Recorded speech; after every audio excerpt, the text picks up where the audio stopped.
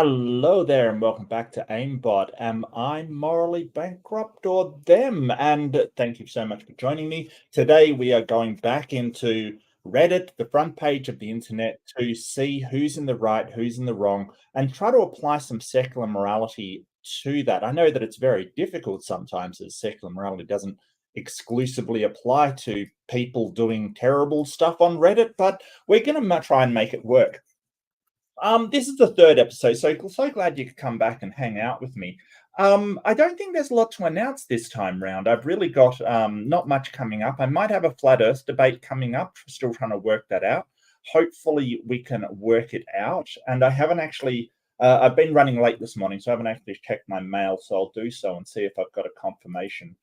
Um, yeah, maybe, and that would be with Leo if I can get it organized. So hopefully that can come through. I'll certainly do a community post and confirm when it does come through. But right on into it. So we're going into Reddit. None of this is curated. I haven't selected these exclusively. They're just what comes up is what comes up. So this is my first reaction and your first reaction. I'll be doing polls. So yeah, you will get to see who is who's in the right, who is in the wrong. You'll get to vote on it. So if you've never been here before, give your honest opinion. But more than I think with moral questions, which when you're talking about morality, really what we define as a morality. Generally, there's two descriptions. If you're unaware of this, there's sort of a descriptive description. There's a descriptive definition, I should say. So it's basically how you would describe somebody's morals. Like if you say, "Oh, Japan has different morals than America," for instance. That's one way to describe morals. But really, when we're talking morals, we're talking normative. What people ought to do.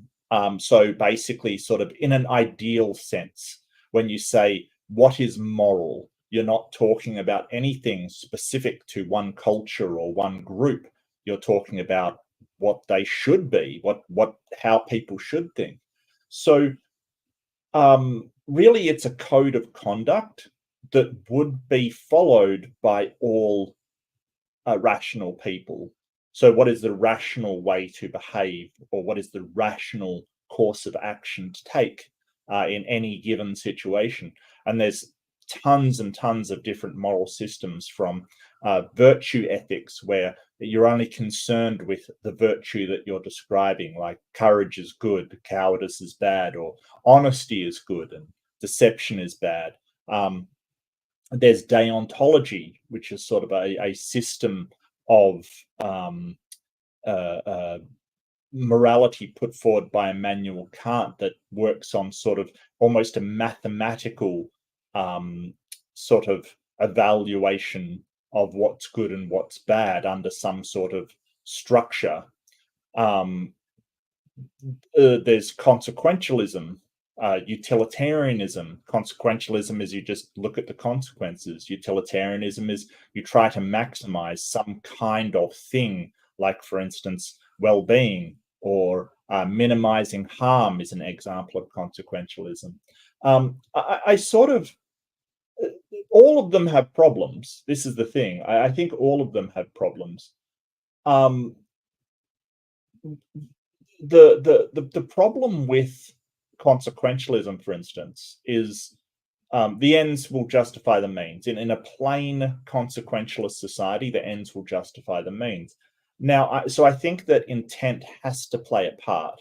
What you intend to have happen, but I think just intentionality, which is essentially virtue ethics, what you intend to happen, it's got problems as well. Like, for instance, sort of heroic stupidity, someone charging into a house that's on fire when there's no chance of ever making out. Yes, heroic, but not what we ought to do.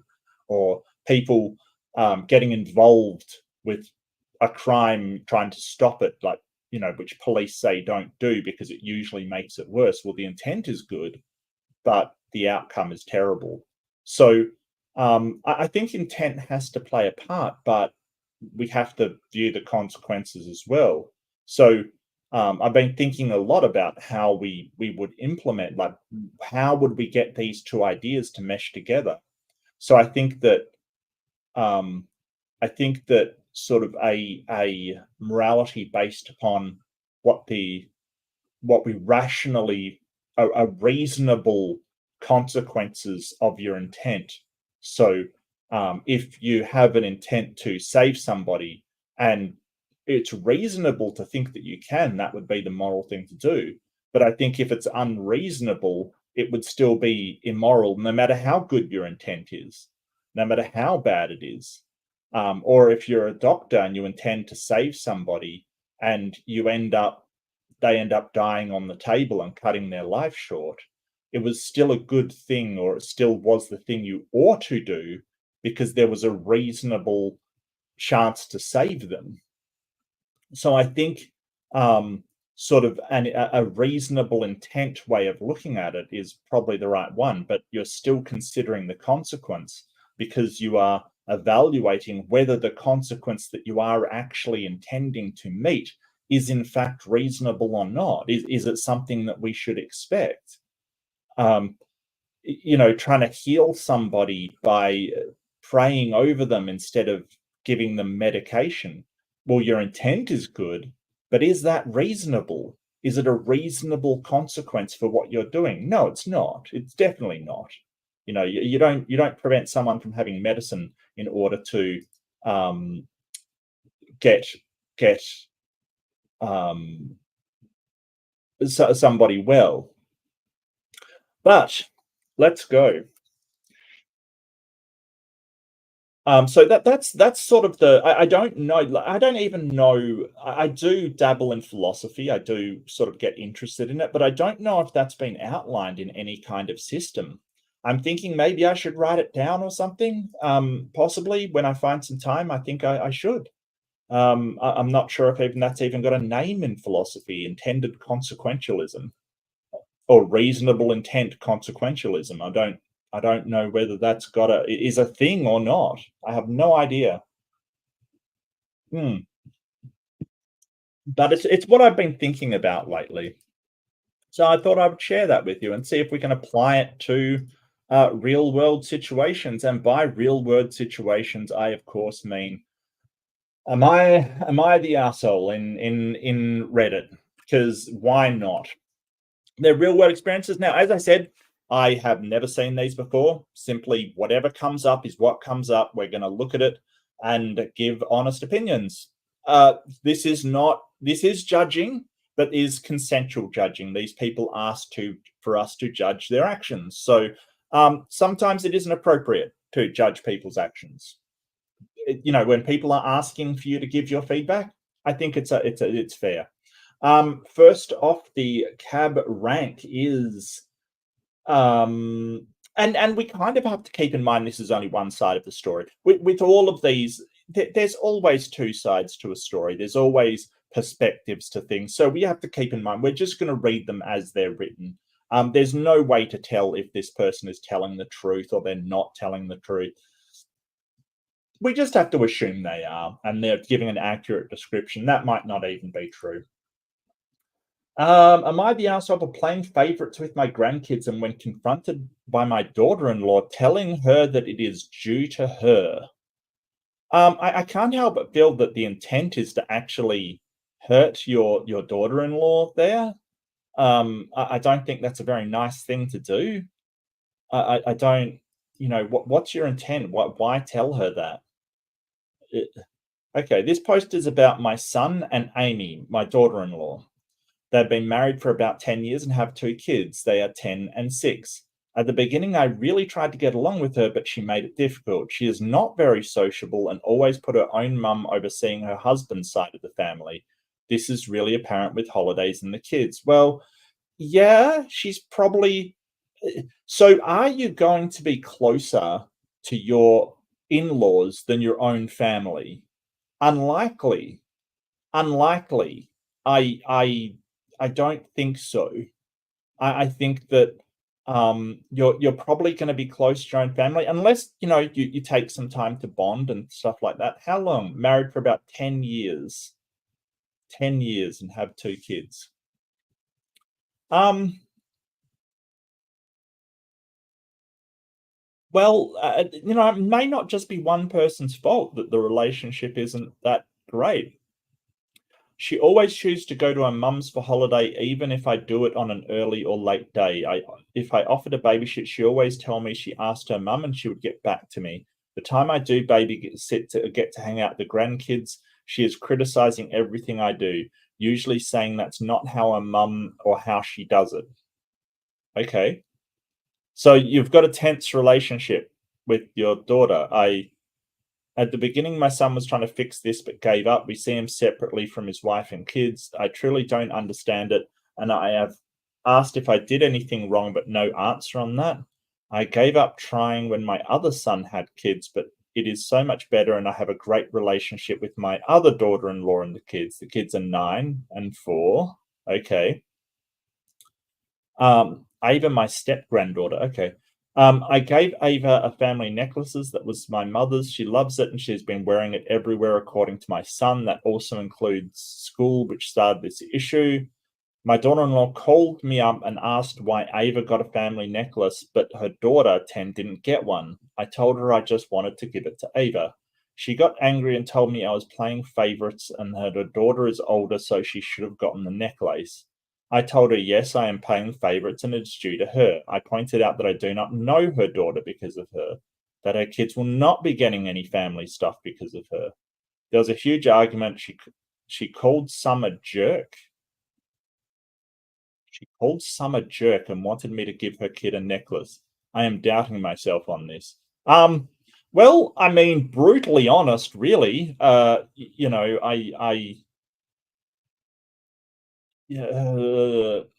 it's not really your fault that you don't know her kids that well if she doesn't bring them round and you don't have a relationship of her. I mean, I don't know if um I don't know if blaming her is necessarily a good idea, or the reasonable intent is good. She could have just said, like, I don't have a good relationship with your thing. But being honest about it, if you really feel that way, I don't see a problem with it. Um, I think that I think that she I mean, you're being honest. You're as long as it's not said in a nasty way. But yeah, I think being honest.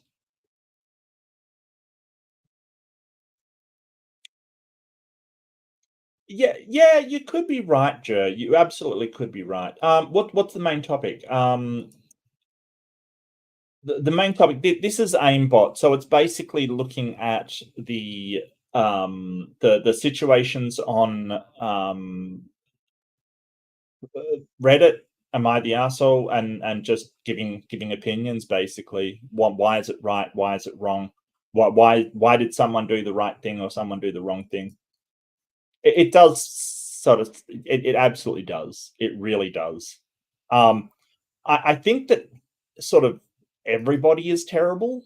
I honestly think that everyone is terrible, to be honest with you. Just because, yeah, it's kind of hurtful that your um, daughter-in-law isn't allowing you to have a relationship with your grandkids. That's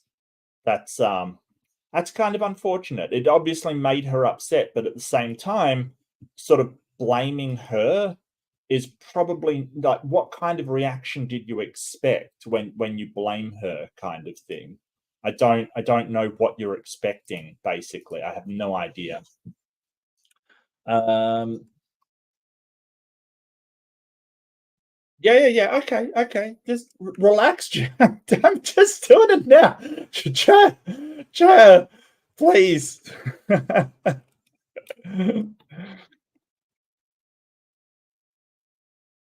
Yeah, just yeah, Please allow me to type.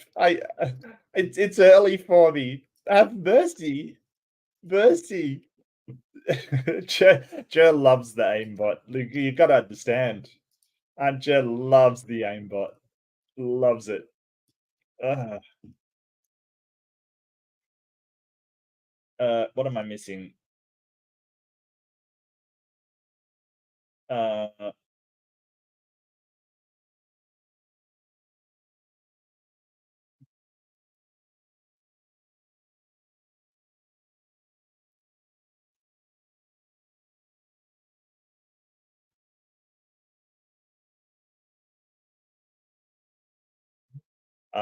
love you, Jer.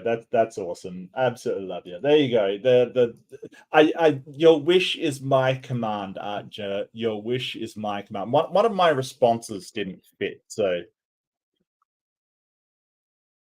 I had to edit it. So I apologize for the delay. Let's see what Reddit's got to say while the wonderful people out there vote. Let's see. What do we got? Not the arsehole. What does she want me to do? Sue for grandparents' visitation rights? Oh, wait, she wants to keep her kids away from you, but have you give them stuff. Yeah, pass. I'd maybe talk to your son and say that if you find it hurtful when his wife gives the grands from you, but also demands gifts. For the daughter-in-law, I'd just ignore the greedy bits and respond to each gift grab with something like, well, it certainly would be nice to see the kids more. Do let me know when they're free to visit. That's kind of passive-aggressive, I must say, but sort of explaining, I think that explain instead of saying, hey, it's your fault, sort of explaining, hey, I don't get to see them, so I don't feel very close with them. It isn't a bad thing. It is sort of saying what you think. Not the asshole, it's difficult, but the conversation needs to be steered towards the amount of quality time. Yes, I agree with that. Yes. She's putting the focus on the gifts you're given when that's the least important part of the relationship. Absolutely. I wouldn't discuss with Amy about why her daughter isn't getting a necklace. She'll try to poke holes in the argument, come up with counter arguments, spend way too much time on that point. The conversations should focus on why you're not able to see your grandkids for the holidays, why you can't babysit them, why you can't spend more time with them. Hopefully, that necklace is causing your granddaughter to pressure Amy about seeing you more, even as like jealous reasons. Okay, no, I agree with that. I do. And now is a great time for your son to start trying to fix this again. Amy seems to have renewed interest. Well, yeah. Never let someone mistreat you and then demand your stuff. While all your grandkids' daughter-in-law prevent you from developing a relationship with their kids, heirlooms are distributed based on relationships, not just genealogy. Your step-goddaughter loves and appreciates your gift, and that's all that matters. Kind of agree with that. But at the same time, you're probably a bit of an asshole if you're sort of, well, yeah, sorry, Ollyman. We're just sort of voting on whether who's at fault in this situation. I do apologize, mate. It's okay if you want to just vote no one's bad and then just sit it out. That's fine. Or everyone's terrible. Look, the poll always get messed up by some people anyway. What do we got? What is the thing? Okay. When I was a kid, I never cared if I was liked more than adult or really got jealous. Maybe this is a new type of thing. I don't know. Spoiled bratty kid possible? Yeah, same here actually. It didn't really worry me actually. I don't know. Um, I don't remember being sort of, oh, they like me more than somebody else or somebody else more than me. It never crossed my mind. The daughter-in-law has been keeping the son kid from their grandmother. Since the son couldn't handle it, it was good for grandmother to speak up. Yeah, yeah, I'd question the way in which they'd done it though. Oh, that's good. That's good, Ollyman. Yeah, yeah, no worries, mate. Absolutely no worries. Yeah, I think that sort of I really don't think you should. There's constructive ways to have a conversation though. Like, when you start to get you're making me feel this kind of thing, you're going to run into people getting very angry about it.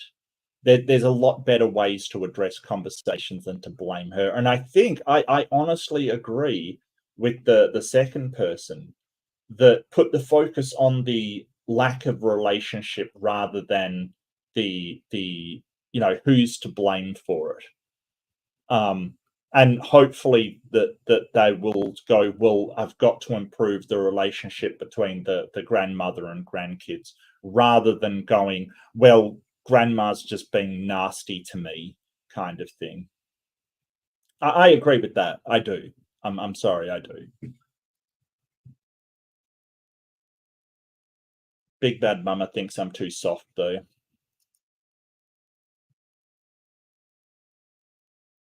Hmm. Okay. Really? We got a tie between the the granny's bad and um everyone is bad? Okay. Okay. Well, I mean, you're entitled to your opinion. That's fine. I don't think I really think that the daughter-in-law definitely should have some responsibility, though. Like, seriously, I don't know.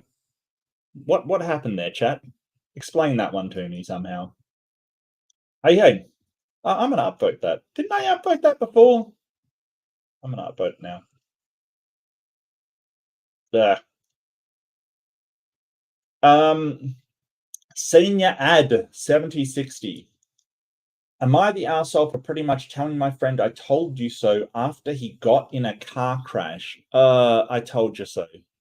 Not necessarily a bad thing. Not necessarily. Irritating? Sure. But not necessarily a bad thing.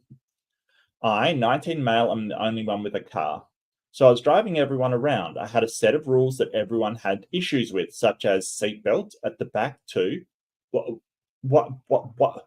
Why wouldn't you be wearing seatbelts? Is this an American thing? Let's keep an eye out for the. Is it like legal to be in a car and not wear a seatbelt in the US or something? Uh, I what? Okay. In the back, is there some kind of law somewhere that says you don't have to wear a seatbelt if you're in the back? That's weird to me. Um, no eating or drinking, water accepted. Well, I'd say I understand that. Like, if it's a nice car and you don't want to have like crap all over it, like I get that. No distracting me. They would often try shoving their phones to me. And no blocking my blind spot by sitting weirdly. I don't care if my car has blind spot monitoring. I prefer to check manually. Okay, well, I mean, it sounds like a very nervous driver, but that's okay. Like, it's your car, it's your rules. If you're the one driving and it's your car, fair enough. You have to wear a seatbelt in the US? Okay. Yeah, I think it's like over here. I think it's the onus is on a driver kind of thing. Or yeah, okay. So it is law in the US. Gotcha.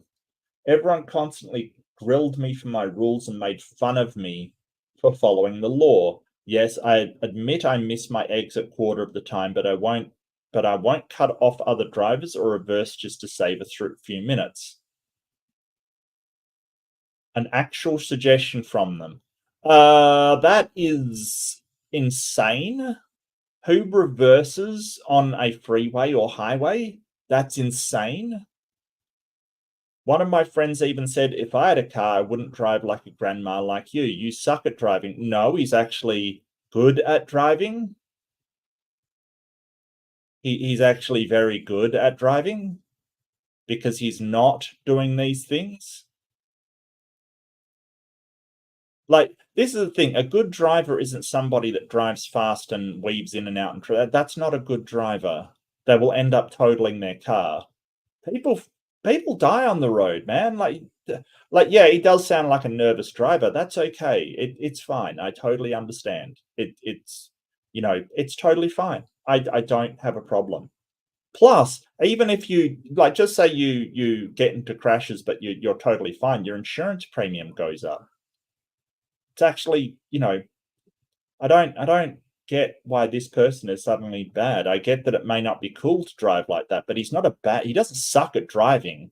He's actually very good. And I know from an ASD, an autism spectrum disorder perspective, the, it is so much easier to drive when you're just following the rules and the protocol that's been laid down. It helps me. I I've been driving for 20 something years, and I've never, well, I've been in one accident.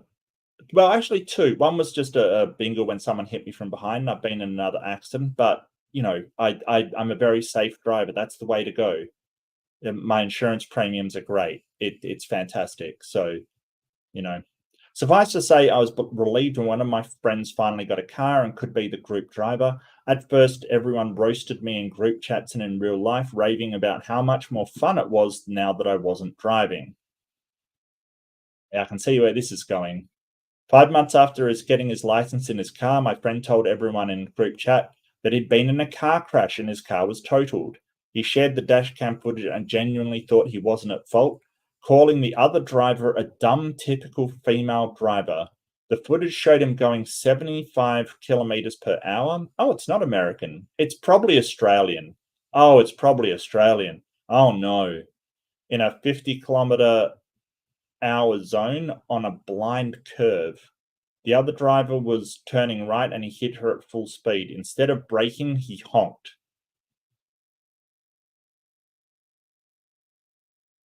Yeah, the horn doesn't actually stop your car. Don't know if you're aware of this. Don't know if you're aware of this. The horn does not actually stop your car's motion. Uh, hmm. I told him in group chat that he was probably at fault, considering he was going 50% over the speed limit on a blind curve and just 100 meters. Oh yeah, that's shocking. Even if you had right-of-way insurance would deem him at fault. No, no, no. Insurance doesn't work that way. Insurance always attributes partial blame to both. So, like, insurance doesn't work that way. Not unless you hit someone from behind. If you hit someone from behind, it deems the person in the rear as the one at fault. Or if like a vehicle is stationary or something, that's fair. But if both cars are on the road, they never attribute 100% blame. That's just what insurance companies do. Um, they could possibly get you for reckless driving and blame you, but generally they'll just settle it. If no one's injured, generally they just set it. The insurance would have slow reaction time. I told him not to send the footage to an insurance company. Of course, everyone called me in the chat, called me a dumbass, and one of them said, "Bro, I live near that neighborhood. My brother goes 80 on that street. Everyone does. That lady was the idiot." Since the cop didn't ticket him and the group chat supported him, he sent the footage to an insurance company. Oh,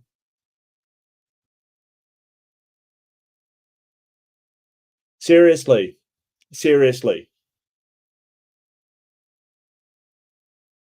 seriously. I don't know what you were thinking. So you've got a a video, you get into an accident and you've got a video that clearly shows you breaking the law, like the traffic laws, and you send it to the insurance company. I don't know about am I the arsehole, but if this was am I the moron, definitely that his friend is a complete idiot.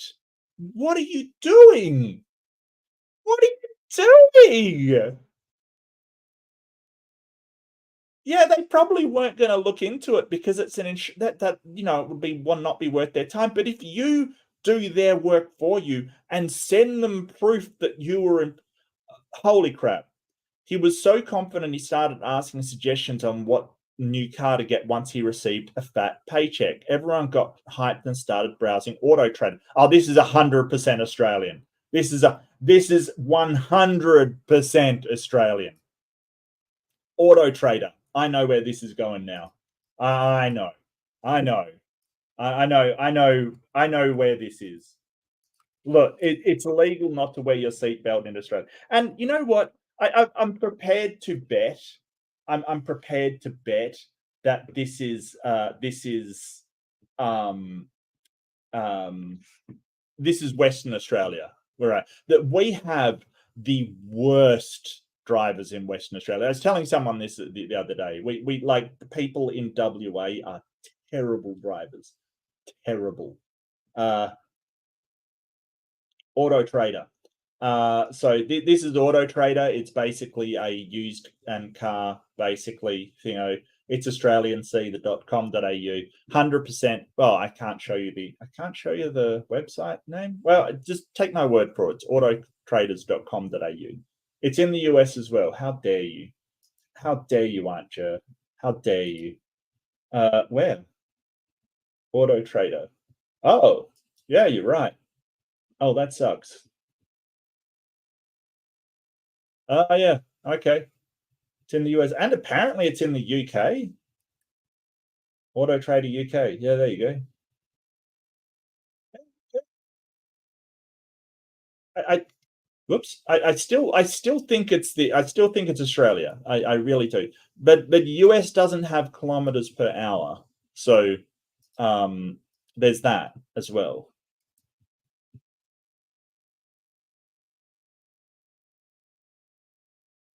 Yeah. No, I said I said that if you rear end somebody, the person in the rear is to the blame. Yes, I said that. That's the time that I did mention that. Not sure if you heard me. Um, a week later, he got the verdict from his provider. He was deemed 100% at fault. Oh, that's not a surprise at all. He also had the cheapest insurance plan, so an insurance company paid nothing to him and only covered the other driver. Even if they'd paid him something, he wouldn't be able to afford insurance with his record as a young male. Yeah. In the group chat, I responded, laughing my ass off. Now you know why I drive like grandma, enjoy taking the bus. Slash sarcasm. Everybody in the chat reacted with damn and the startled face emoji. He replies, rules are meant to be broken. I'm not a stickler like you. Everyone gets into a car crash. No, that is patently not true because your friend, the poster, hasn't gotten into a car crash. That is.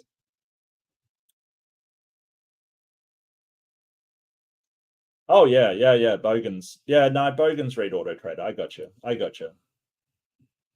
Maybe Canada. Does Canada measure speed in kilometers per hour?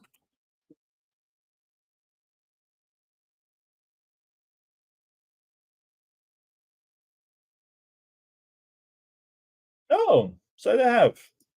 Yeah, it could be Canada.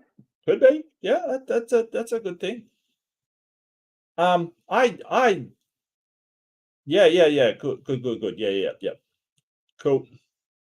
Using real measurements, like real people. Um, Let me grab the poll. This is yeah. I feel like he's not an asshole. I mean, here's the thing: if they're giving you so much crap about your driving, if you shoot back something, they can't really complain.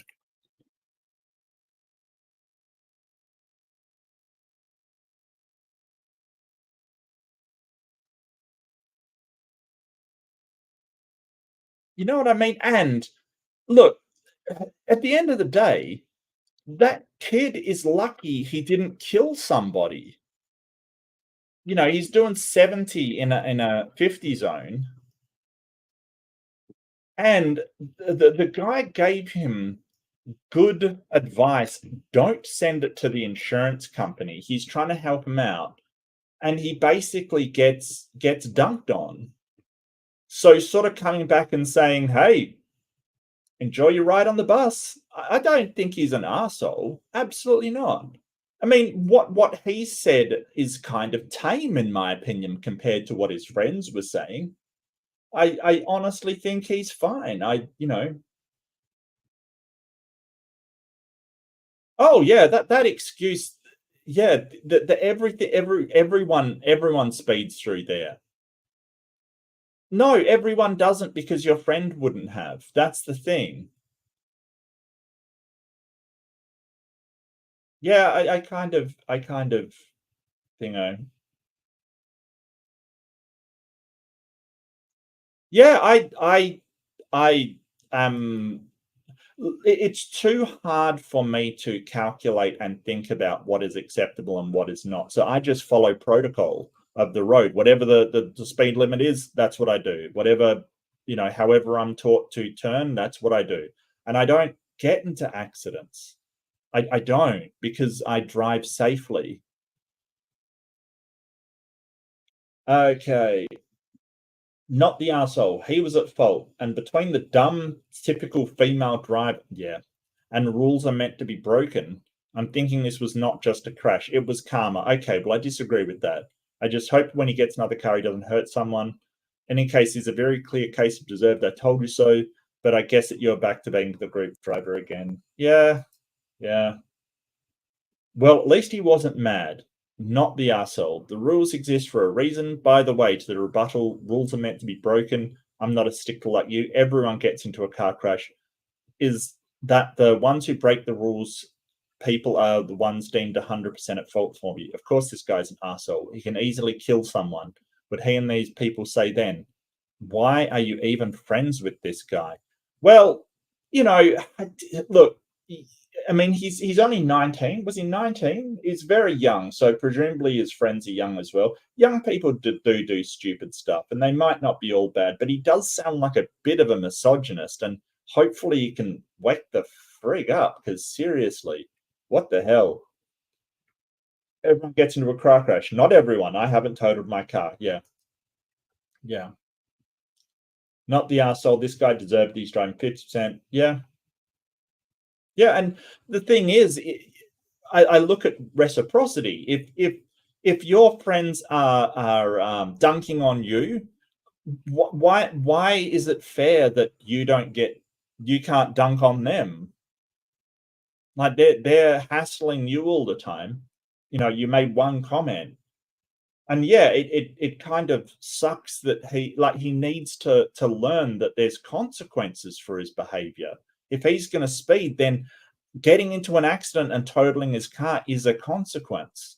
And if he ignores your advice and sends an incriminating video to the insurance company, there's a consequence for that. Yeah, rules are not meant to be broken. That is not what rules are for. In fact, it is, in fact, the opposite. Rules are meant to be upheld. I've never understood that. Rules are meant to be broken. Like, don't get me wrong. I've broken plenty of rules, but I've never claimed that's what they're for. Like, I have fun with that new insurance rate. Yep, and that's how it works. If you get into accidents, your premiums will rise. That's how it works. And here's the thing: it won't only raise your premiums, but now everybody in your demographic will have their premiums raised as well, because you're contributing to the statistics of, male drivers under the age of 20 getting into lots of accidents, which they do. They 100% do. Mm. But let's see what the beautiful people in chat have to say.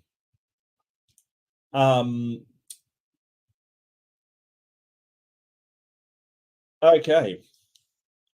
Follow the driver's rule. Shut up and be thankful you're getting a ride. Since no one was hurt, it's kind of funny. She rubbed it in everyone's faces. Is it a she? Is it a she? It's not a she. It's a guy. Yeah, 19 male. That's fine. That's fine. Yeah, you drive like an old man. No, I get you. I get you. It's totally understandable. Plus, I mean, some people that they're very nervous drivers, and understandably, it's hard when you first start driving. I adapt personally by following procedure. You know what? If you want to have like the way that I got sort of, because people get competitive, they want to be ahead, they want to be the way that I got competitive is trying to get the smoothest to the location, not the fastest. So efficient turns, like there's nothing stopping you, even if you're not speeding, there's nothing stopping you from um turning like um I efficiently and smoothly, and taking a good line on your turns, and you're still within the speed limit, and you're not putting yourself in danger. And that's something you can do if you feel like being competitive. But and I'll be completely honest, when I was younger, I hooned around once or twice. I actually was going really fast um um with a girl, because I was trying to show off, because I was an idiot, and I lost control of the car, and I regained control, managed to regain control, and sort of check my speed and everything. But it could have turned out very, very differently, and I think that sort of woke me up to um, you can doing dumb stuff, you can find yourself in danger real quick. This guy, this poster is not a bad person. He's a good person. He's doing the right thing. This is why we have speed bumps all over the place instead of following the rules. Yep, 100%. Well, I mean, it depends. Sometimes speed bumps are on there because people race down streets, or they want to.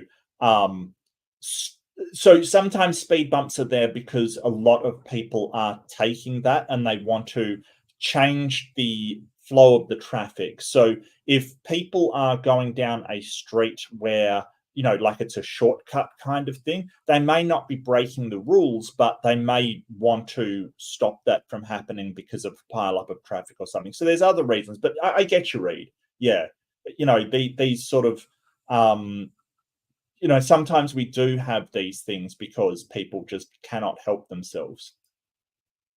In Japan, yeah, that excuse, that totally, that's such a bad excuse. Like, seriously, Jer, yeah, everyone's doing it.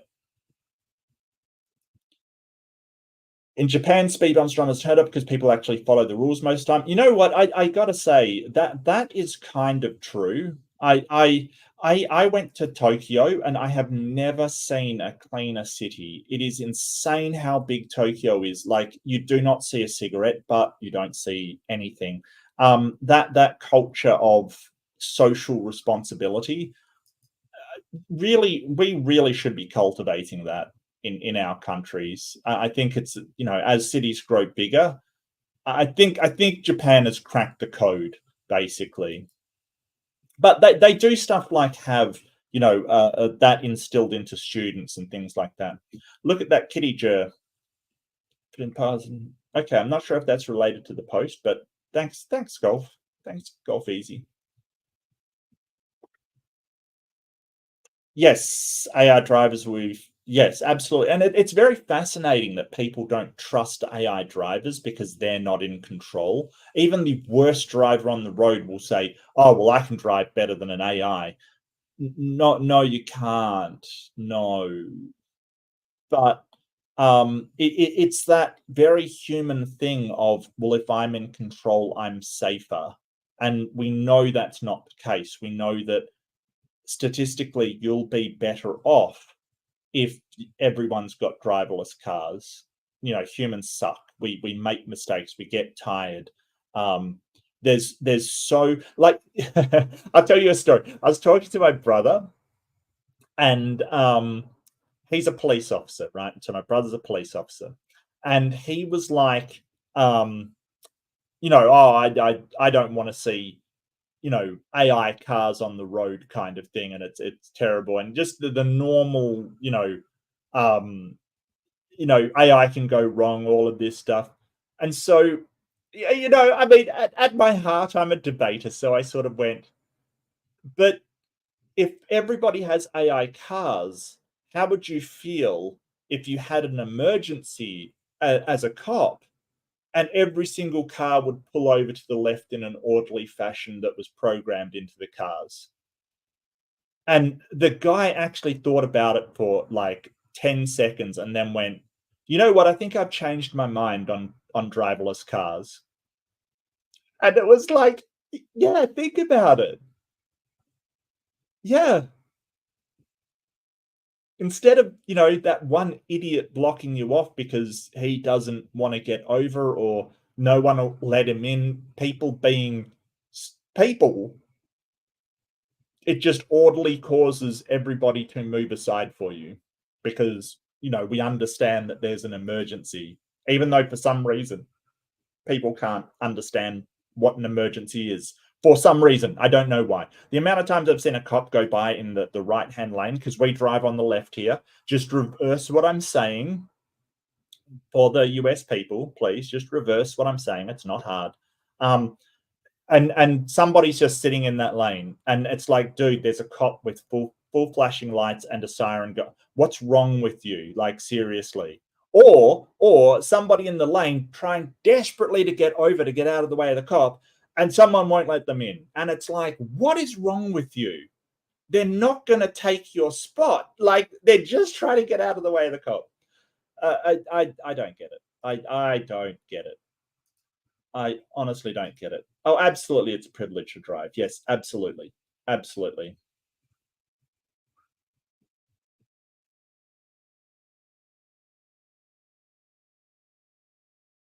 Yeah, I'm in two minds about that, to be honest with you, Andrew. I'm in two minds about that. I think that um I think that stone drivers, yeah, they're slow as fuck. But I gotta say, they get lost so easily. Like, so easily. They just get lost all the time. It's insane. So, it is what it is.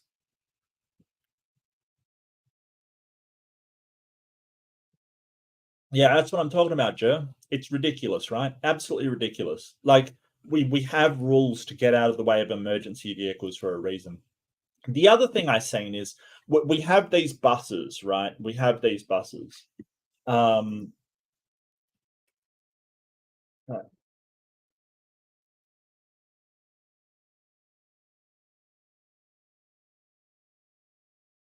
let's see.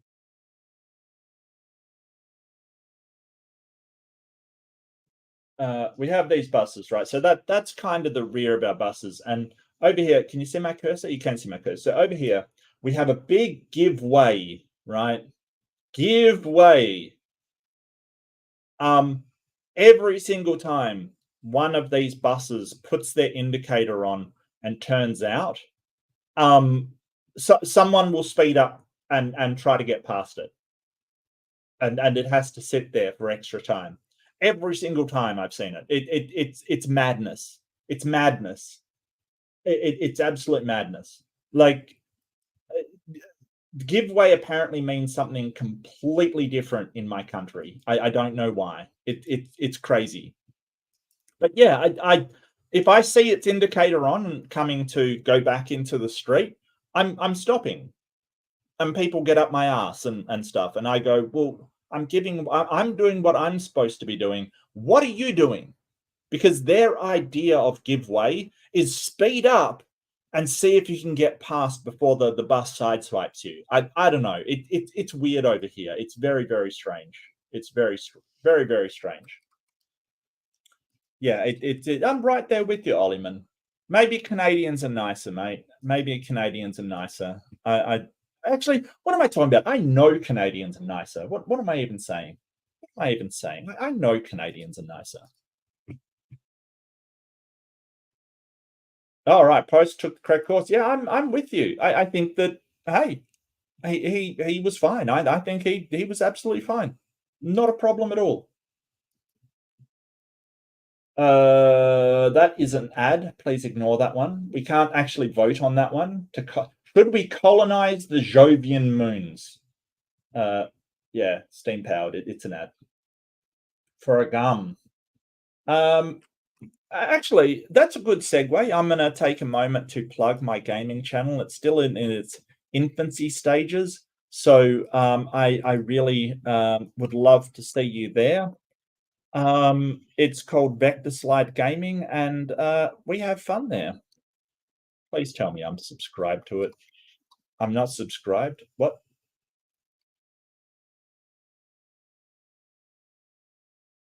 Give me 1 second. One moment, por favor.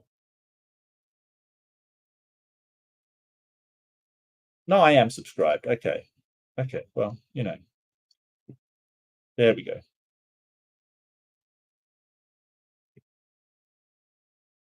That's my gaming channel. That's a great segue.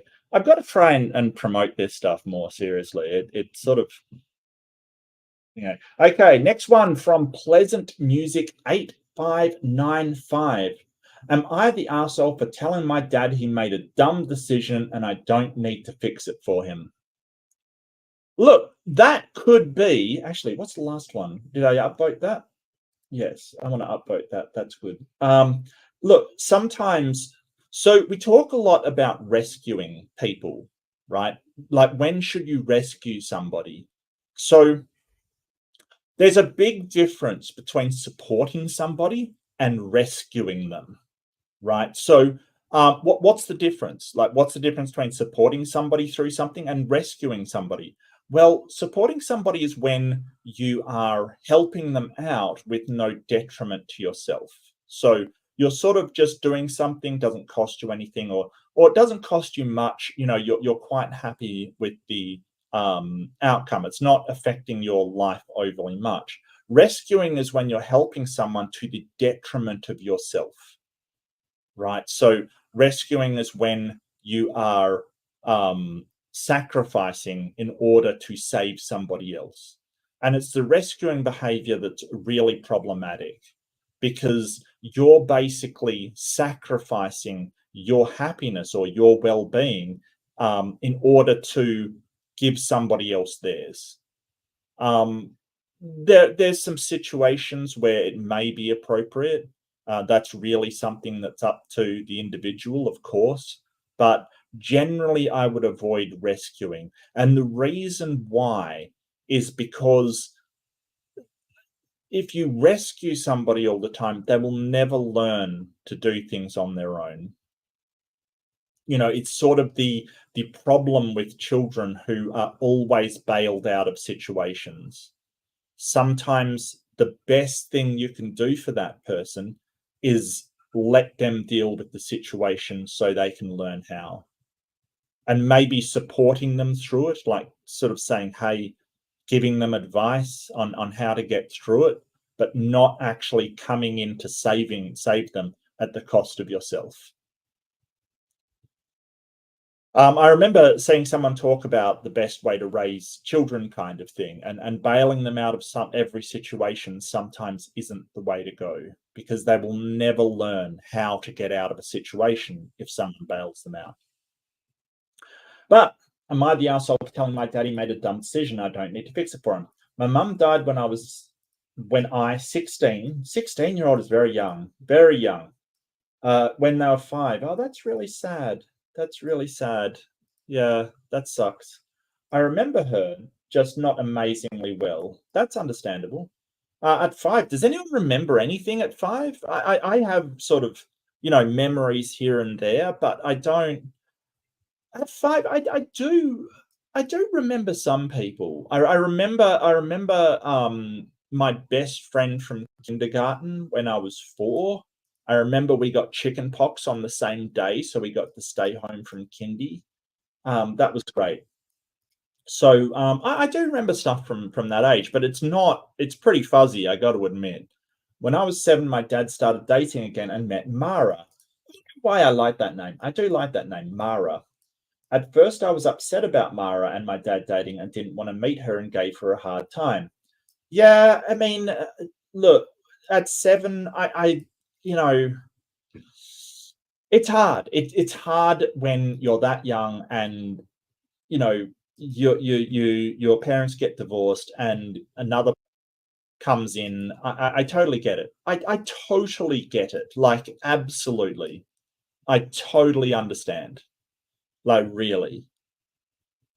It yeah, it's yeah, that jealousy, you don't want your mum and dad to end. understandable, especially at 7. Damn, that's young.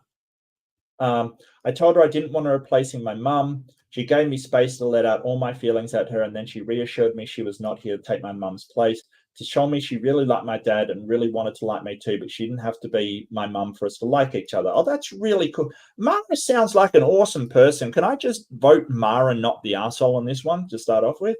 At first, I wasn't sure if I believed her, but she won me over and we got along really well. She even lived with us for a year, but when I was 10, Dad broke up with Mara and said she wasn't trying hard enough to fill the role of mum for me and I needed a mum. That's a terrible thing to say. What the hell? You break up because your girlfriend won't be a mother to your son who she's not the mother of, and she's getting along with fine. What the hell? What?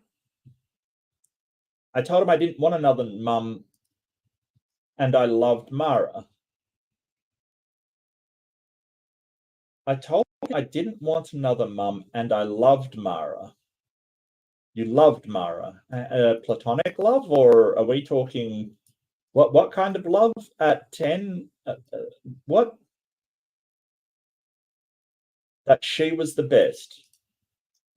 Oh. Okay, he didn't want another mum, and he loved Mara, that she was his friend and sort of being the right fit for him, what he needed at that point in time. Okay, that she was the best. Mara was blindsided by it because things had been so good, and I don't think my dad had said it'd be a deal breaker. You know what? I don't think this is about being his mother. I really don't think so. I think this was something else. I mean, if you've got a son and you've got a girlfriend, and your son says, "Well, I don't want a mother," and the girl isn't being a mother figure, and they're getting along great, what's the problem? Within a few months, he met his wife, Stacy. Stacy's mom's got it going on. Stacy was a single mum with a 2-year-old daughter. I was 11 by then. Stacy was very on board to be my new mum, and I was not. I said it so many times I didn't want a new mum. I would call someone else mum. I missed Mara, and I wouldn't give Stacy a chance if she tried to take her mum's place. This is really sad. Like, the guy's just going through you know, mother figures kind of thing, getting attached, and then his dad's dumping them or something. I was ignored, and Dad and Stacy got married when I was 12. After my 16th birthday, it was June, my dad kind of realized I was serious about not wanting a mum and not giving Stacy a chance to be my mum. She had tried so hard to. She had tried to make me love her and her daughter, but I'm not here to get a new mum. I'm not open to it. Something Dad now knows. It's caused a lot of strain with him and Stacy because Stacy found out I had DM'd Mara recently and apologized to Dad and thanked her for being awesome and saying that I miss her. Stacy says she can't even get me to say I like her. I told her but it's because I don't. Wow, okay. That I don't like people who don't listen or who think they can make me do things like let them be my new mum. Stacy said she was expecting promised a family for her daughter, not this. Oh.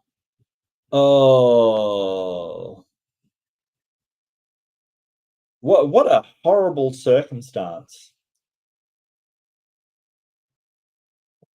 Dad pulled me aside a few nights ago and told me he now realized I was serious about things I said and he realizes I loved Mara. But that he really wanted the best for me and someone who wouldn't even try to be my mum wasn't it. He told me Stacey would be such a good second mum to me and I could have a sister if I give this a chance.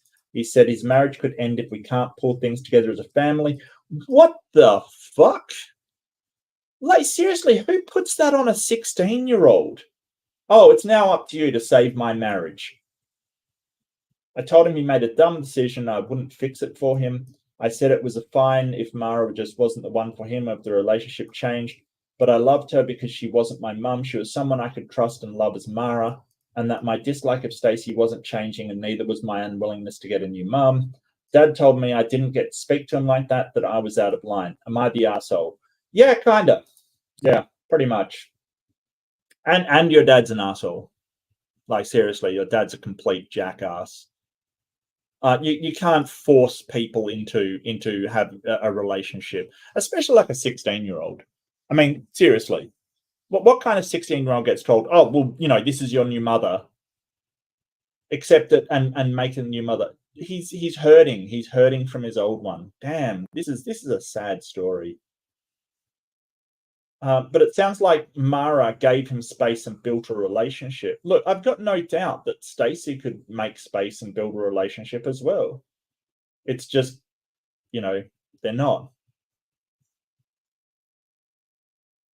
Well, I'm not sure Stacy is, to be honest with you. I think Stacy is, I think Stacy is pressuring him to be something that he's not currently, which is a son and a brother.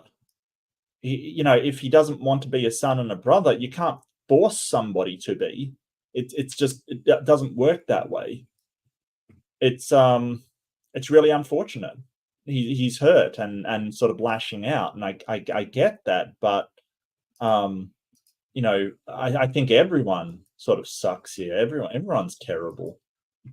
But look, here's the thing: there's a 16-year-old being terrible, and a grown-ass man and his wife being terrible. They should. You would hope they would understand.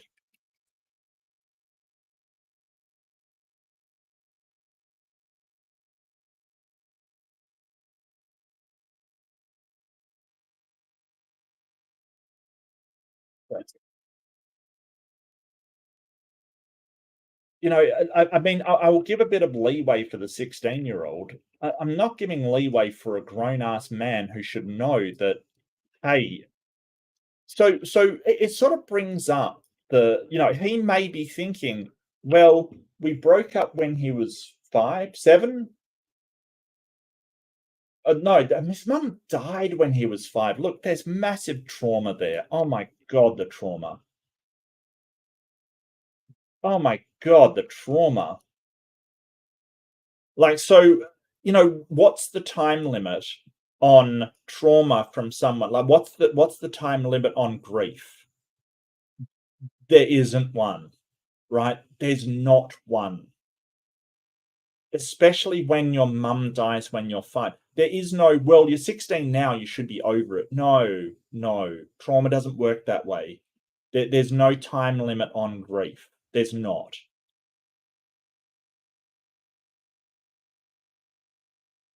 So I mean, I trust and love Asmara. I loved her because she wasn't my mum. So it sounds like he is fine having a relationship with a female figure that is with his dad. He just doesn't want to call them mum. Like, it's kind of like they're pressuring him to use that word, and that's so wrong. That's so wrong. I mean, I think that this, my dislike of Stacy wasn't changing. He probably thought that about Mara, right? Gave him a hard time. And she gave him space to let out all of his feelings, and she changed his mind. So that may not be the case, but Stacy needs to back the F off.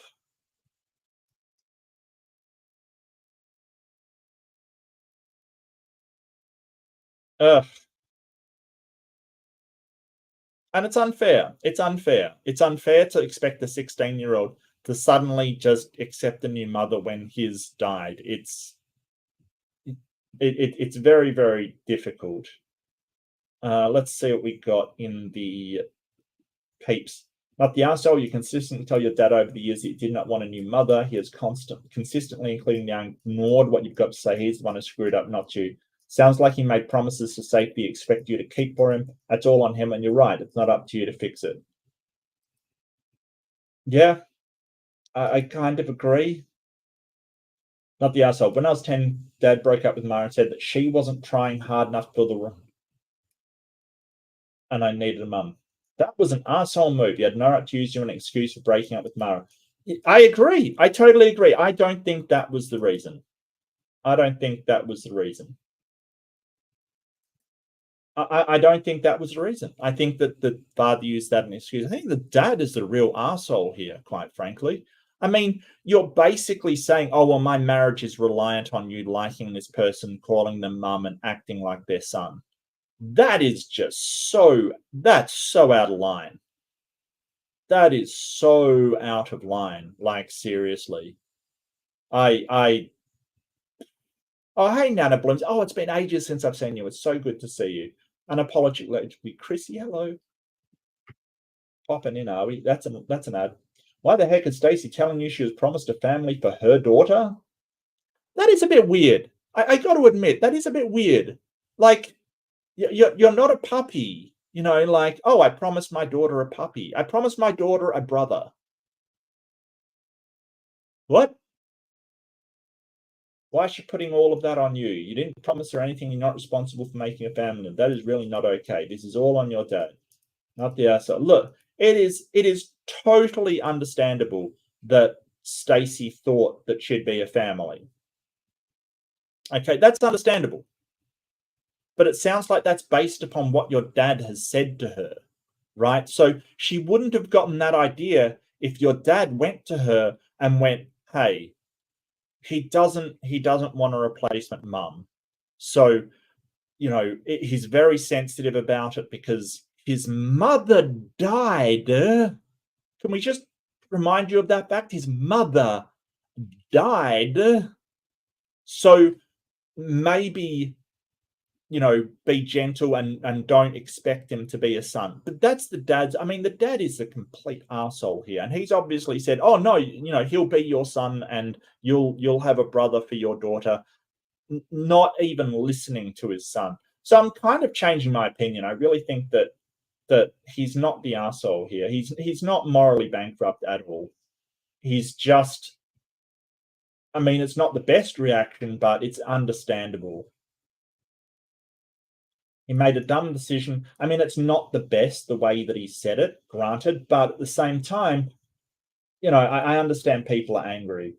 Yeah, he should not have promised a family to this Stacey woman. He should not have, especially if he actually listened to his son and said, "Hey, my son doesn't want a replacement mother, so we, expect him to be standoffish and give him a lot of space."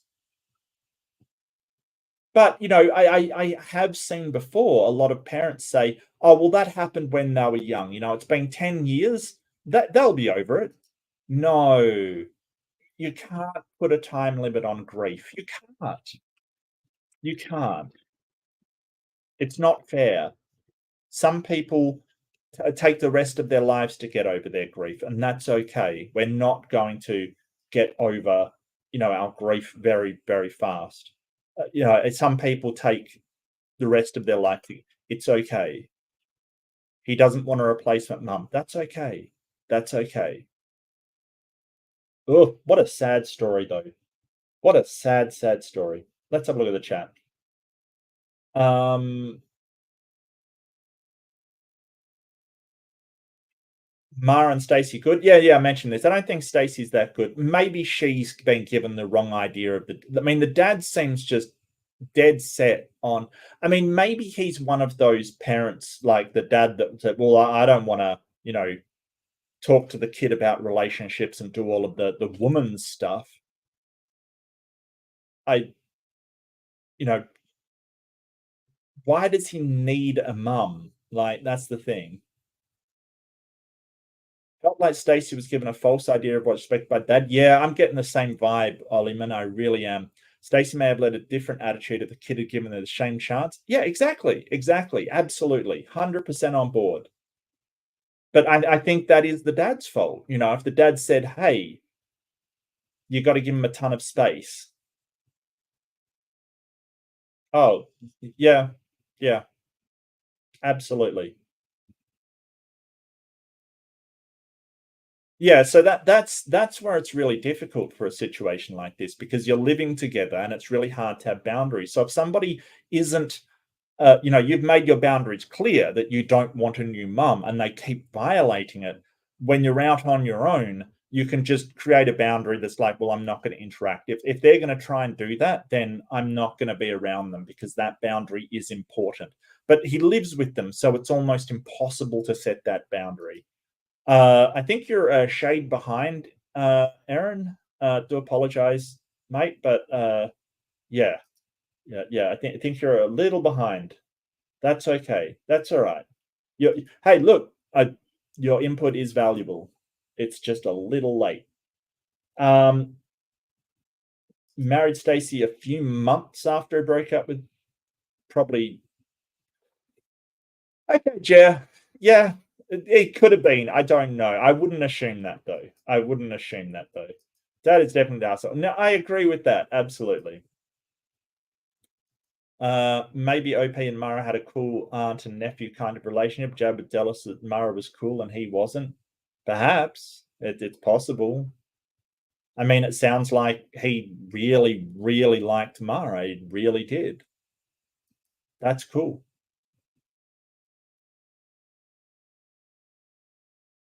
But I mean, to tell your son you broke up with your girlfriend because of him, even if that's true, right? Even if that's true, yeah, that's terrible. That's just terrible. Like seriously, what the hell? That's awful. Absolutely awful. Poster took the correct course for the win. Yeah, I agree. I agree. I agree. I'd like to think myself the cool uncle, but I'm probably not. I'm probably not. No, that's not something I would claim. Okay, next up. I do need a bit of a drink though. I tell you what, reading these out over and over, it is does make my mouth really dry. So I hope you appreciate it.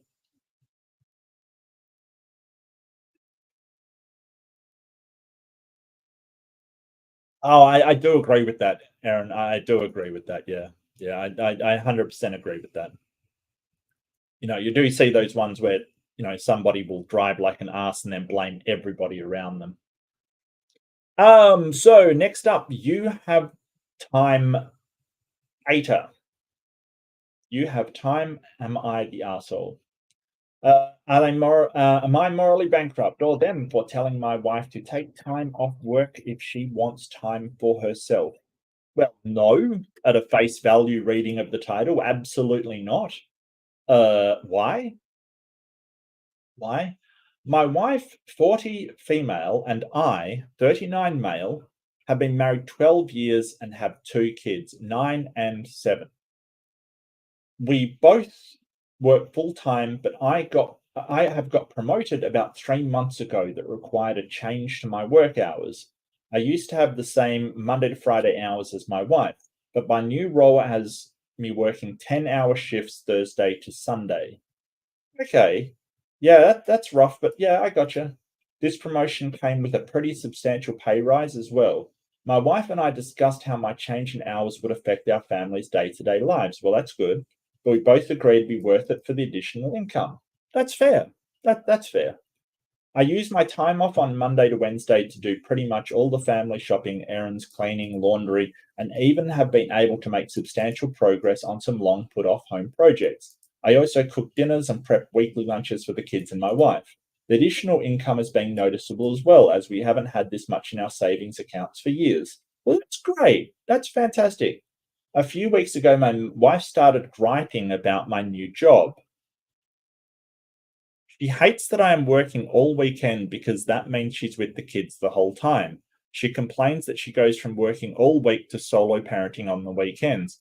Yeah, that's a fair call, actually. If you do have two kids, that is a fair call. Both our kids are in activities on the weekends, so she has been doing that by herself as well. We talked about some ways to ease the weekend stuff from her, such as getting a babysitting, carpooling to kids' activities, taking the kids to their grandparents, etc. but she still complains that all of the legwork for those things will be done by her because I'm at work. She says she never feels like she has any time for herself since my hours got changed. Interesting. To try and alleviate that, I suggested that she make plans with friends to do something on Monday or Tuesday nights. She tried, but she got frustrated when her friends were busy those nights and wanted to get together on weekends. This led to another argument with her telling me that she hates my new job and that I need to look into changing my hours again. Ooh. Hmm.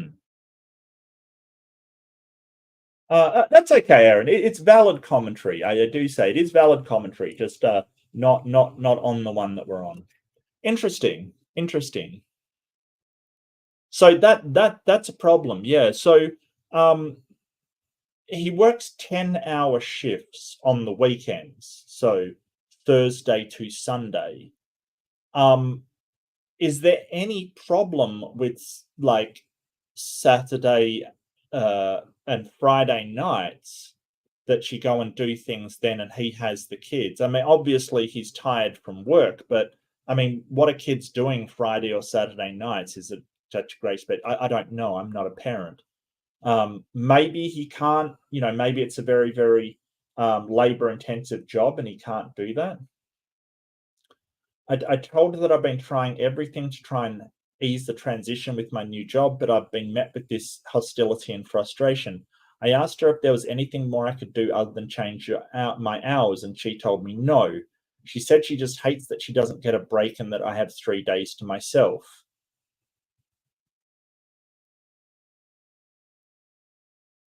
Okay. I started listing off all the ways I've been trying to make this easier and how much more money we are making, and she cut me off and said the money isn't worth it. I got frustrated and told her if she needs time for herself, then she should just use vacation time from work if she's not going to be reasonable, and help me find a compromise. Wow. Okay. Yeah. So, um, I don't think that's what she's talking about. I don't think he's listening because, yeah, you take a vacation, sure, but you're still back in the same situation where your husband isn't home for the weekends and you have to deal with the kids all weekend. I don't see how that actually fixes anything. She got even more mad and told me I'm being an arsehole. She made me sleep in the guest room, whoa, and told me I can't come back to our bed unless I fix this. Yeah, so there's a problem here. Yeah, I gotcha. I gotcha. Okay. So the real question is, should he be giving up his job in order to help her on the weekends? That's a difficult question. But look, for a start, I feel like he isn't listening to her because the just taking a vacation does not fix the issue. It doesn't. It doesn't. On the flip side, it sounds like she's just jealous that he's got 3 days to himself. It doesn't sound like, yeah. I So she feels like she doesn't have a break. I get that. Um, but I mean, you work 10 hours a day. Surely she can have, like, just say she takes Thursday to, like, you do everything from Thursday to um um or on Saturday and Sunday night. That's um that would potentially help the problem. I don't know. But yeah, I mean, I don't think it's a very good response. You just sort of have to, like, he obviously isn't ready to quit this promotion, and she does not like this promotion. But I wonder how it would be if it was the reverse way around. If she got the promotion and he was the one having to take care of the kids all weekend. I feel like it would be, if she got a promotion and was making more for the family, and he had to take the kids all weekend. I feel like that would just be acceptable to her. I think it's being very uneven. Um, Interesting. I don't think anyone's being the arsehole. Honestly don't think so. I think it's just a difference in perspective and what they want. Is that something that ought to, like, destroy their relationship? No, but I don't think you can just go, well, I'm trying to compromise you or not, I win. Um, I you know, I, I don't know. I don't think anyone's being an asshole though. I really don't. I think they're just having a difference in opinion. Um,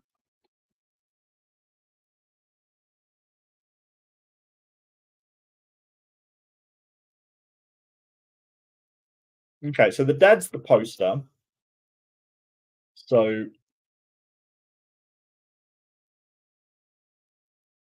yeah, I feel like if she got a job um that pays better and everything, that, would he be as supportive? Maybe he would, maybe he wouldn't, but I think that's the question. Reciprocity, would he reciprocate if he was in the position she is in? That's the question.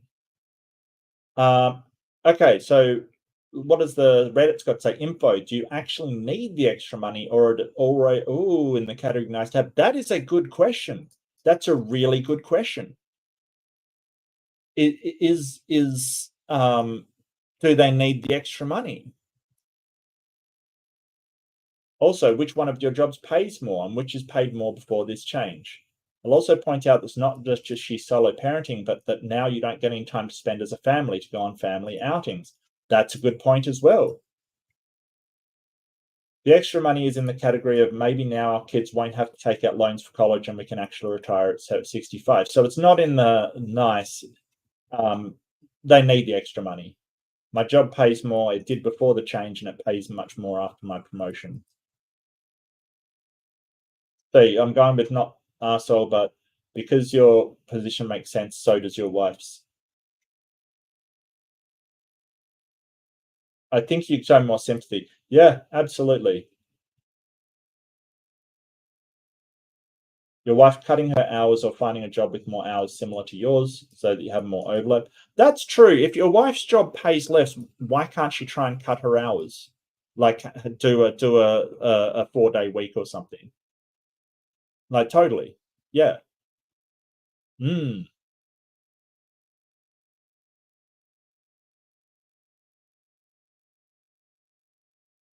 How's her wife not an arsehole for banishing him from their shared bed? Because she shouldn't have to sleep in the same bed as somebody that she's mad at. Look, I generally don't like to go to sleep mad, to be honest with you, but I understand that. I understand that.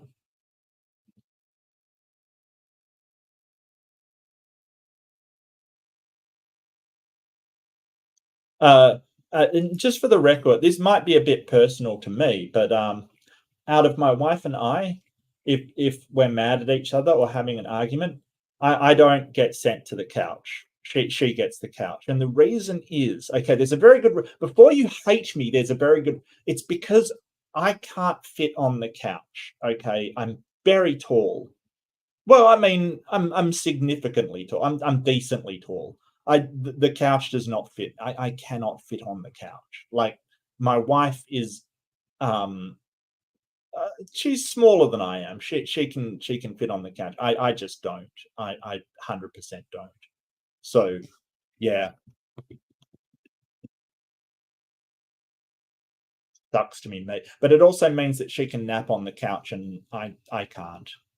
I cannot nap on the couch. There's no way. I'd love to be able to nap on the couch. I can't. It's just too damn small. So yeah. So don't hate me, okay? It's purely a logistical thing, to be honest with you.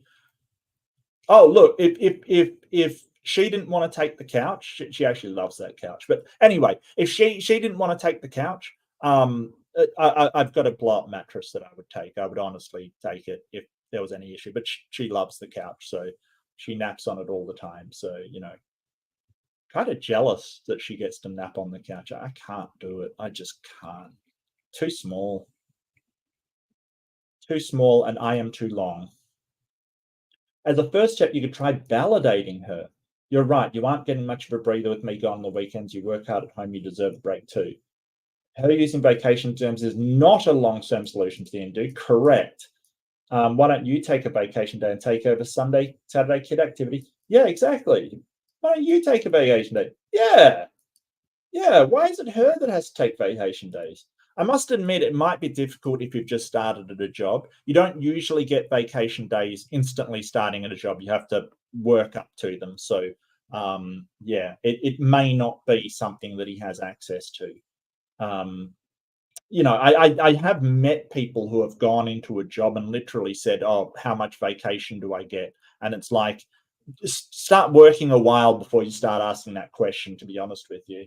You get set vacation in your agreement. Stage transition, it's hard. Yeah, it's just using that in to hire a nanny. Couples counseling would also be good. Yeah, probably.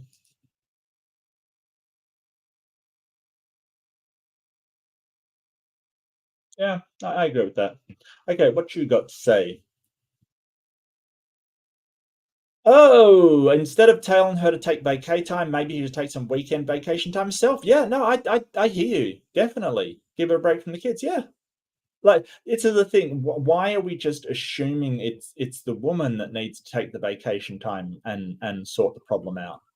Um, and sometimes I've had to learn this the hard way. Sometimes when your partner tells you something and is angry about it, they don't want you to solve the problem. Sometimes, like I get with this one, they are, but sometimes they're not. So, you know, um, that's only a short-term solution. Yeah, absolutely. And he may not have vacation time if you've just started a job or just gotten a promotion into a new job. I suppose with a promotion, it should carry over, shouldn't it? So yeah, scratch that objection, Ollieman. That's my bad, mate. It sounds like he's pulling his own weight by doing the domestic one Monday to Wednesday. That's a good point, Jer. That is a good point. He said he is doing a lot of extra domestic duties, but um, you know, I think that perhaps, I mean, there's only a certain amount, like I get with the cleaning and stuff, but things like dishes and things like that, you can't do that during the day. You're gonna mess up the dishes, then you've got to do them after dinner, kind of thing. So there's only so much you can do during the day. Um, yeah, I mean, he's trying, but it's not having a weekend that's her problem, not having that time off kind of thing. If he was around on the weekend, she'd just say they have one day each essentially. It's a rough situation. I totally get it. I totally get it. I feel like I said that. You did say that, yes, but I didn't read the chat until now, so please forgive me. Please forgive me, Olliman. I'm doing my best. I'm doing my best. You said that before I read it, though. Absolutely, absolutely. Oh, hi, Isa. Good to see you. Good to see you. I must say, I'm getting a rough throat, but that's okay. Let's push on. Okay, solid gate 9337. Is your gate solid? Am I the arsehole? Am I morally bankrupt for sending most of my extended family an email stating why they are never invited to things anymore? Maybe. Depends what you said. That's pretty contentious, though. That's pretty contentious. I don't think I would do that. I don't think I'd do that. Did I do the poll? Oh, I didn't do the poll. Took the correct course? Okay. Yeah, I would kind of say everyone's fine. Everyone is terrible. Okay, well, thanks. Thanks for that. Thanks for that. I, 36 female, have made the not so difficult decision to no longer invite my extended family to dinner, parties, school events for my kids, etc. The one exception is my nephew Jamie, who is 18. He is my elder sister's eldest. Okay. He moved in with my husband and myself for a while before he turned 18 to get away from his parents and younger brother. Okay, so you don't get along with the rest of your family and Jamie doesn't either, it sounds like. Some context background. When Jamie was born, his parents genuinely seemed to love him. Okay, that's an ominous sentence right there. When Jamie was born, his parents genuinely seemed to love him. That's ominous. And they appeared to a younger me to be good parents. That changed when the Fire Nation attacked. All right, Oliman, you take care, buddy. Thank you for coming and thank you for your input. Awesome. Awesome input, mate. Suddenly, no, that changed as soon as his younger brother was born. Suddenly, my sister and brother in law talked about Jamie as a nightmare, said that he was awful baby. They hated every moment with him, and his younger brother was an angel and perfect. Okay, this attitude continued. Jamie wasn't a misbehaving kid or a feral like he was described. Hey, are these Australian? Are these Australian? Let's look out for the Australianisms. Do Americans use the word feral? Like if someone's a feral? Is that an Americanism as well? Like if someone's like rowdy and sort of tearing it up, they're just doing all kinds of horrible stuff. Generally, people will call them a feral. Is that American thing as well? He ran around, got dirty, made noises and messes like most little kids. Yeah, that's what kids do. But this was treated like something awful. His younger brother was quiet, neat, etc., etc. They would always compare Jamie to his brother to shame him into being different. If he spilled something, they'd scold him. If he got messy, they'd reprimand him harshly for it. The rest of my extended family started acting the same. Jamie couldn't do anything right. He sneezed, it was too loud. He fell, he was being reckless, careless. And the praise for his brother was insane. Like, yeah, he was a quieter and calmer kid, but Jamie wasn't destroying things or stealing, yelling, cursing, etc.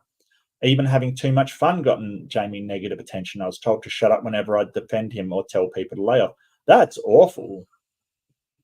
That's awful. Oh, you use it sometimes? Okay. Yeah, no, Australians use it like, there's some ferals living down the street and they just won't turn their music down kind of thing. It's got a very, very clear meaning over here. Sort of the more, I mean, it's usually applied to bogans basically and things like that, like people that are acting wild, basically just wild. um mm, this is sad. Possibly dogs, not really humans. Okay. Yeah, no, if you say that over here, like somebody's a feral, they'll know exactly what you mean in Australia, that it's a thing. It's a thing. So I guess this could be Australian. And I'm really playing spot the Australian post, aren't I? Like really, really.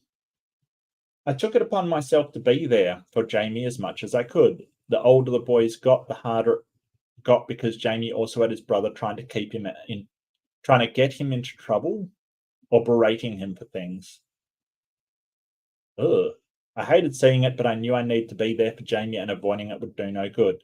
Nobody showed up for Jamie except for me. I was often the only family member, except for when I was married and have kids, who made an appearance at school plays and the like. Oh, that's so sad. That's so sad.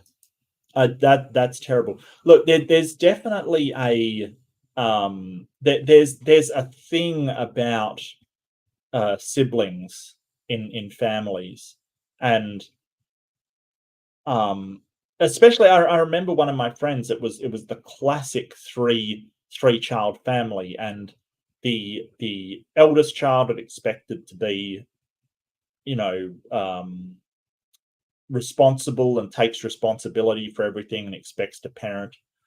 The middle child is completely ignored, and then the youngest child is doted upon. But when there's two, generally what happens is the older child will be ignored for the younger one, and it's something to do with just the age of them, and it's really horrible. It is a human thing. I must admit I didn't get that in my family. um I've mentioned my brother earlier.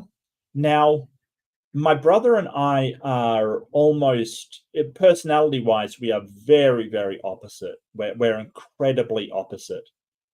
I was I was like a baby that cried and fussed and was very like Jamie here, basically. I was, well, no, I wasn't dirty, but I guess I was fastidious and picky and sort of, fussy kind of thing. Um, my brother was fine with everything. He would eat anything. Um, I would wake up a lot and cry. I would absolutely wake up a lot and cry. My brother, once my parents um, almost called an ambulance because my brother was sleeping so deeply, they thought he was dead. I'm not even joking. He was like, my brother could sleep for his country. He was incredible at it. Like, he would seem, for all intents and purposes, absolutely dead. Um, Incredible. M- and I was the one that would be up in the middle of the night screaming my head off, kind of thing. I could not get downtime. My brother could sleep under any conditions at all. I could not. So we're kind of opposites, but I don't think that happened in my family. I think that my parents loved both of us, loved them in their own way. There were certain signs I had autism very early on.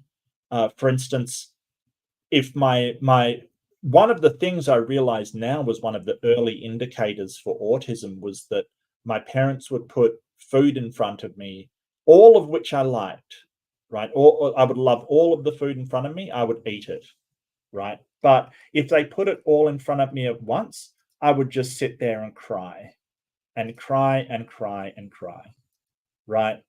Um, that's what I would do if they put, and so somebody told them only put one thing at a time in front of him. And apparently, I mean, I was a baby at this point. I don't remember this, but apparently if they just gave me one thing at a time, there was a procedure to it, then I would be fine and I would eat it. They'd put the next thing, I would eat it, put the next thing. The problem was that with my autism, that there were three things that I liked, and there was no set procedure to how I would address it. It's very odd, the things that sort of you learn about yourself being autistic and going through life. People have often asked me, "What's it like being autistic? How's it different? How can I tell? I've never been neurotypical. How do I tell?" I just will say stuff sort of like, you know, I found out that most people don't sit down with a meal and have a plan on how they're going to eat it. I thought everybody did that. I thought everybody looked at their food and went, okay, I'm going to eat this, then this, and then work through it like that. I thought everybody did that. Apparently not. Apparently, people just sit down and shove whatever in their mouths. I did not know this. I thought everybody had a plan. I was very surprised to find out that people just sit down and do whatever. How would I know? I didn't know. Uh, And that's okay. I sit down and I go, okay, what am I eating first? What am I eating next? What am I eating last? And then work my way through like that. Apparently, neurotypical people don't do that. Fascinating. I who knew? Not me, but that's okay.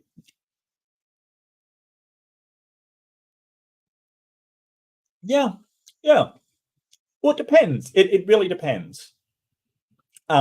So if I'm having something like, you know, sometimes, very occasionally, I don't have it all the time. Sometimes I have peas that I like to have just a little bit of mint sauce on, but the mint sauce will get onto the plate and it might mess up the taste of other stuff. So if I'm having peas and I'm putting mint sauce, I will have them last. Like, most people don't sit down and reason through why they're having what's first and what's last. This is the life of an autistic person. I can tell you why I eat things in the order that I eat them. Apparently, most people aren't like that, and that's okay. I really do. I mean, Lynn and I were having a conversation. This is okay. Tangents in the chat. Tangents in the chat. This is a big tangent. Tangents in the chat. Okay, so Lynn and I were having a conversation because Lynn is on the autism spectrum as well. Okay, so she's on the autism spectrum as well. And she asked me out of the blue, which was a fair question, like, would you not be autistic if you could? Because there's things we do very well. She does some things insanely well, and there's some things I do insanely well, that come very easily to me. And so this whole adage that autism is my superpower, there's a reason for it, because there's and other things are insanely difficult for me that normal people or neurotypical people would find um, um, easy. Yeah, or I could just eat them last and not have to have another dish or wipe anything. That's also an option. Anyway, and yeah, I think I would. I think I would give it up. Sorry, I would. Some things are hard. If I could, which I can't. So, it's not, you know what I mean? Like, it's not even something to do. Anyway, that's my tangent over. End tangent. Yeah. I took it upon myself to be there. His older brother got harder. Yeah, I hated seeing it, but I knew he needed to be there for Jamie, and avoiding it would do no good. Yeah, the school plays and like they're basically parenting. No, I hear you, Sterling. That resonates with me, mate. I get that. I think my, to tangent again, I think my autism diagnosis was crushing at first, because I thought that, just with time and learning and sort of getting through my life, I would just be normal at some point, and that's never going to happen, and that's okay. That's okay. I have learnt to appreciate um, the neurodiversity, neurospiciness that I have. I've learnt to appreciate it, and you know what, Sterling, a lot of the people in my community, they're amazing and have made me feel like it's amazing to be different. Really, it's awesome. When Jamie moved in with us and got his friend, I decided it was time to do the same. My family kept asking me about coming over and when were my kids' things. Nobody asked about Jamie. Oh, wow, that is horrible. Or they'd want to know about parties for the kids. I let it all pile up and then decided to send an email to the extended family outlining how disgusting their behavior toward Jamie had been and how that meant they would be no longer receive any invitations from me. I got a lot of negativity back, with people saying I shouldn't take his side when he's a bratty little wow, who deserved everything he got. Absolutely not. I think I think this person, I think this woman just made a boundary. That's fine. You're allowed to make boundaries. It's your life. And if you think that he has been treated badly and you want to make that boundary, then so be it. Wow.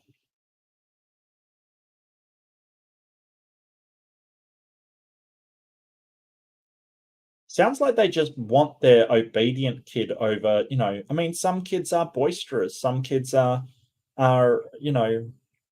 it's horrible. This is a horrible way to treat a child. How old is Jamie now? 18? Yeah. Oh, that's terrible.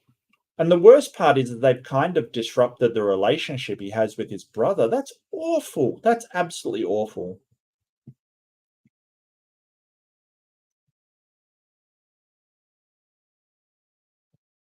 That's absolutely awful.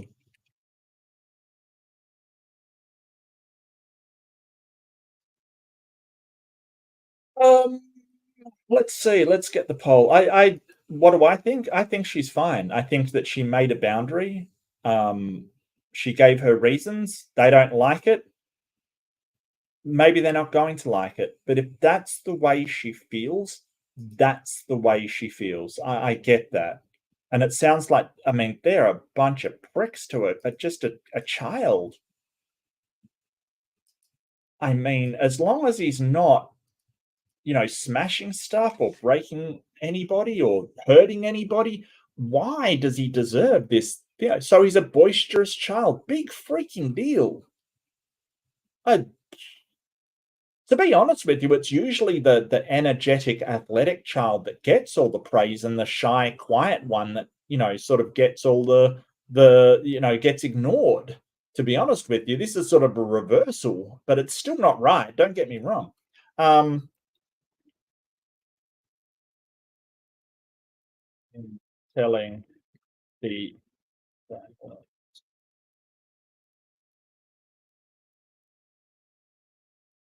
okay.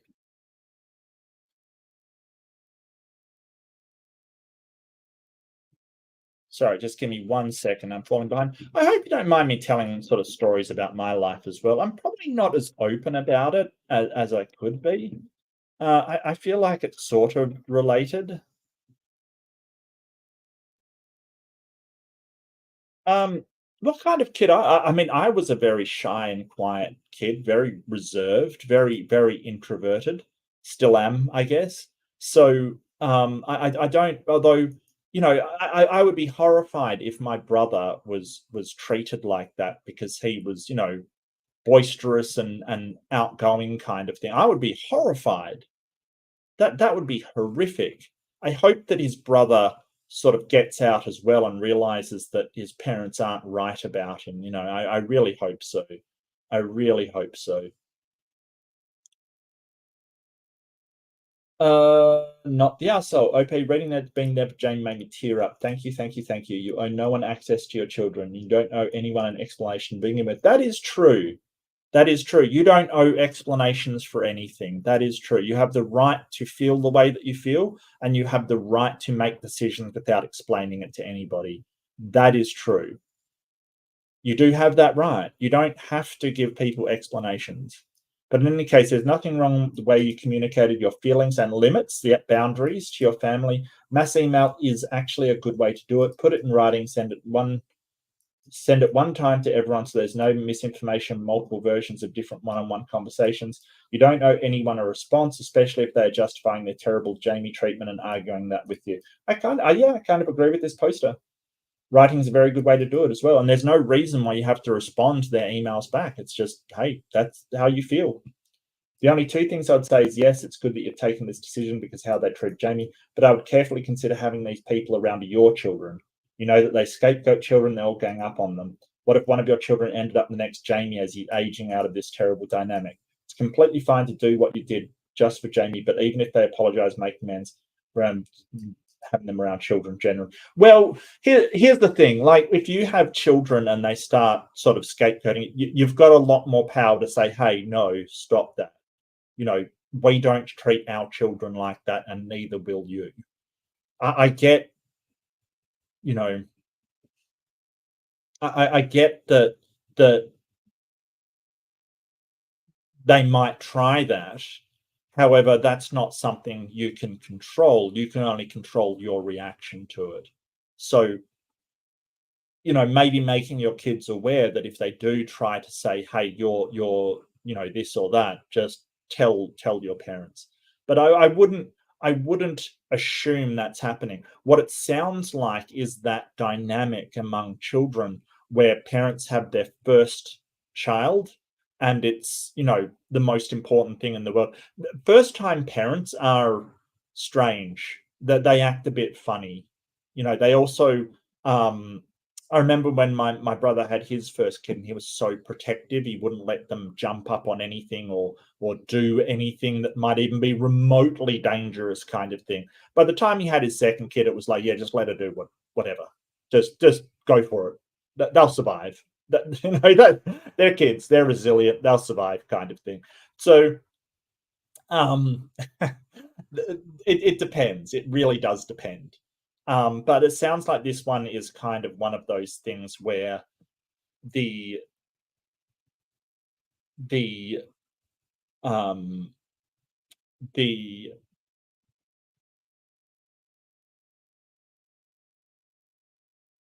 Well, it does sound like one of those things where you've had one child, it was, the one you doted on and stuff, and the next one came along and you basically just ignored the first one for the second one, especially if the the second child is a lot quieter and a lot easier to handle. But that's not the child's fault. You shouldn't take that out on the child. That's not their fault. That's just their personality. I don't see why you would do that. It's weird. It's very, very weird. James Webb beforehand, he actually helped write parts of the email. He told me I didn't have to do it, but he was actually relieved. Yeah. Got him a new phone number. He's come so far in the months he's moved out. Yeah, and sometimes moving out of home is the best thing you can do. Is the best thing you can do. At first I was going to say you're the arsehole, but reading the post, not the arsehole. I got a lot of negativity back. People shouldn't take. He was a child. Yeah, exactly. Yeah, exactly. Actually, I liked this first one as well. He was a child. Your family sucks, and yet, yeah, and I kind of agree. That's their response. It's terrible. Jamie was a type of terribly mistreated. Deserve treatment. Sure that I don't want around my other children. Not the arsehole. Yeah. Yeah, I'm agreement with Reddit for once.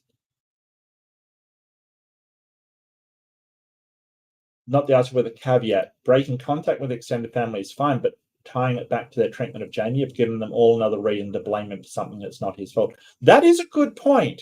That is a good point. To them, now it's Jamie's fault. Actually, that is a good point. But,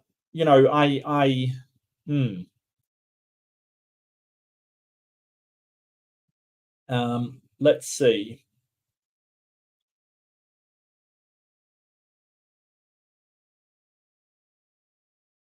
I feel like this post describes parents with narcissistic tendencies who are acting out the golden child, black sheep dichotomy. I hear about this all the time in PTSD circles. Yeah, interesting. And it does sound like there would be a lot of trauma for Jamie going through this. It's actually amazing that he's come out so well, to be honest with you. Children that are blamed for everything rarely come out sort of, usually the only time they get attention is when they act up, so they will act up all the time. What are you talking about? They named it equity, severely low cognitive. Look, what the amount of times I've found you've been like peddling misinformation in my channel has been very, very gratuitous. Very gratuitous. Let's fact check you.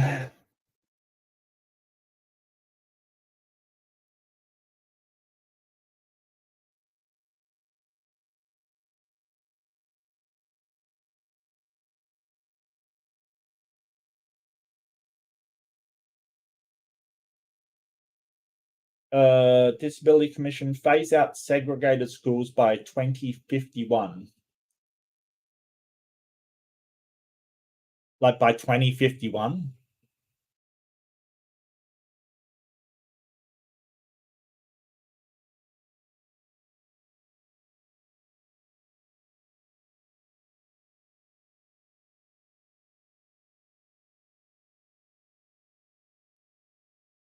It's based upon a royal commission that says children with a disability fare better in inclusive mainstream education. And able-bodied students educated along those with a disability hold fewer prejudicial views. So yeah, it's not for no reason. It's just because it's actually good for the students. Yeah, but did you mention the Royal Commission that basically found all of this stuff? I mean, I can give you the journal article if you want. It's on special education inclusion. There's the journal article. Maybe educate yourself. So it's better for the students, the disabled students. It causes less prejudice against disabled students. I don't know what the problem is.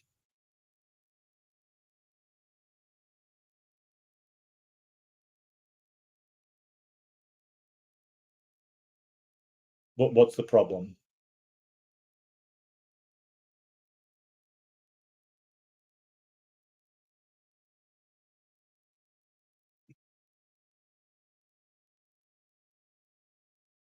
Okay.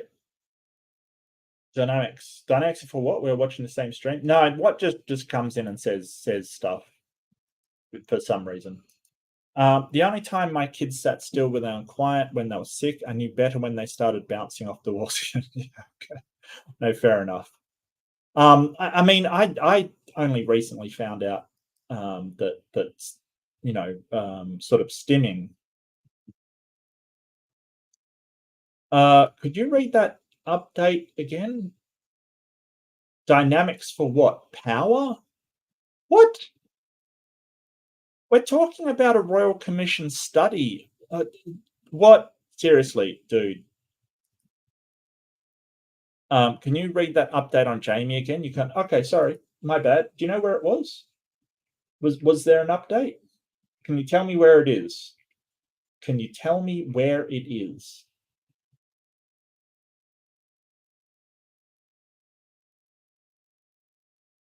Jamie was a web fun. Is that what you're talking about? He told me didn't have to, was relieved. I could tell from fresh and you already got him a new phone number to leave the old social media and create new ones that they aren't on. So he's protected and they have no idea where he currently is, which is really, really good from his gun so far. Is that what you're talking about? Or was there one on this one? The biggest issue here is wasn't even a bad little shit. This wouldn't be okay if he had acted out some as a kid, but he was just not his brother, which was his biggest crime. He couldn't be the perfect kid, so he got so much shit for being the same as his cousins. But they never got that kind of shit either. Okay.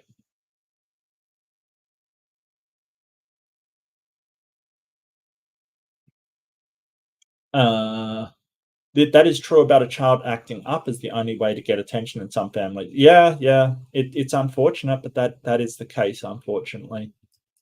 If that is like people starved of attention, whatever they do that gets them attention, they will. It's called maladaptive behaviors. It's sort of how you think you get what you're looking for. I talk a lot about sort of the for a basis of what humans need to have well-being, because my moral system is based around well-being. We have to talk about what is well-being, and I think the Maslow's hierarchy of needs is a good place to base well-being on. Is it objective? I don't think so. I think that it's subjective what people need from it. But when we can't get our needs met, then we have maladaptive behaviors. I worked in a special school, Mark. Have you? No, but I've got a report from a Royal Commission that studied them extensively. Have you?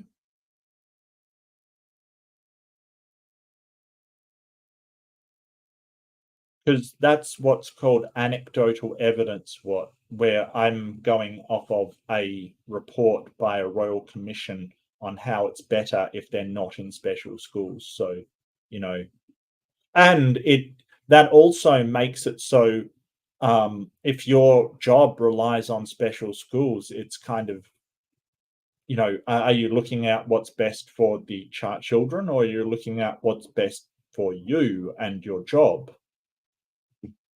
It's a question.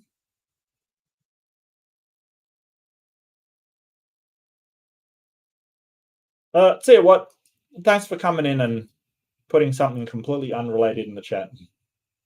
It's fantastic. Fantastic. Okay, I'll do one last one. Usually I do a couple of hours and my voice is starting to go, so that's good. Well, I mean, it's not good, but it's good that I do have to end. And I made a couple of hours is good, is what I mean, Okay. Slight beginnings 6445.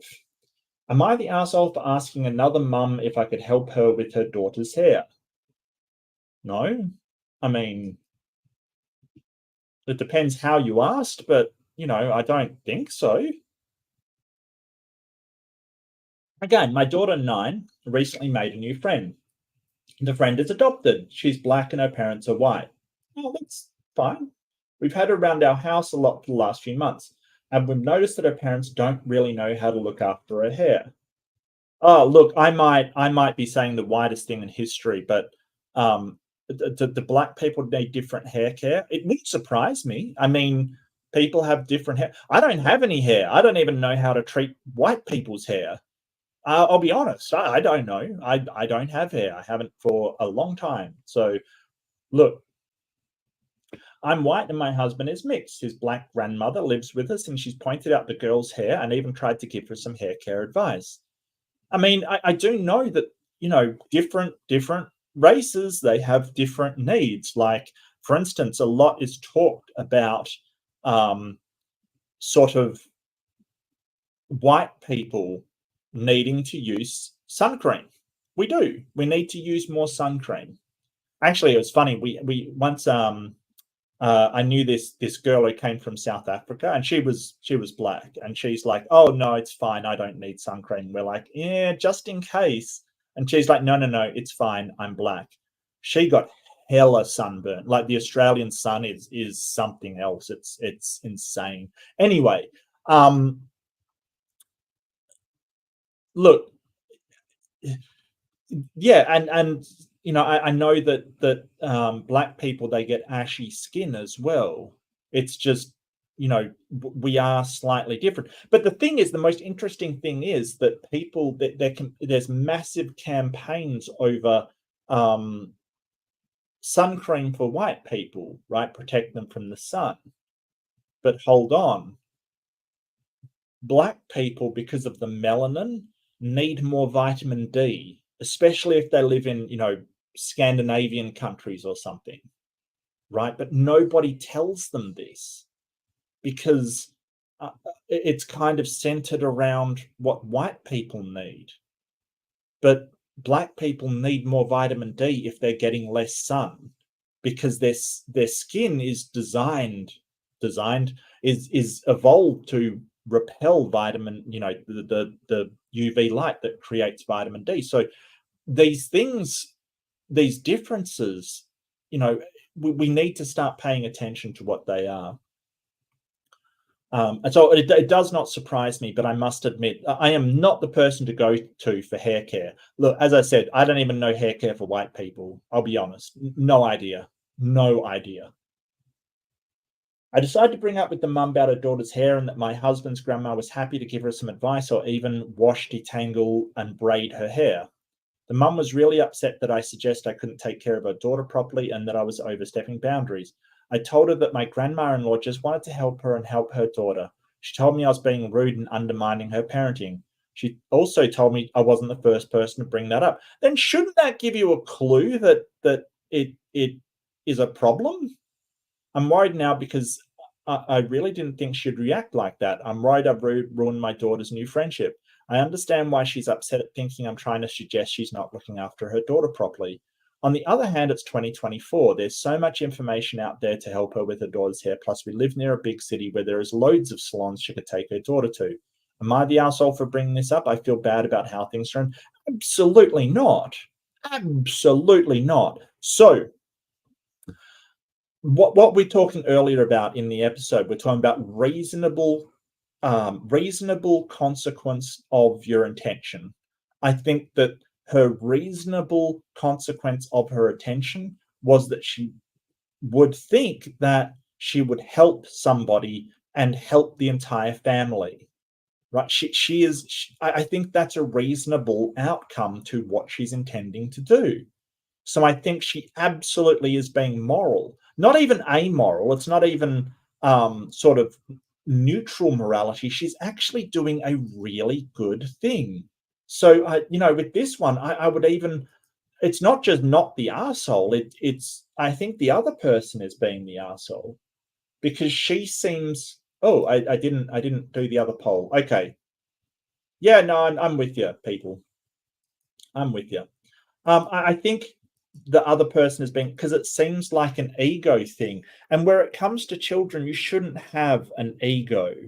You know, your ego is not the issue here. Um, Correct. Well, like like so you can't change how she receives that. Like from what she's described, and let's face it, we only have what's described, but she really sort of said it in a lovely way, kind of thing.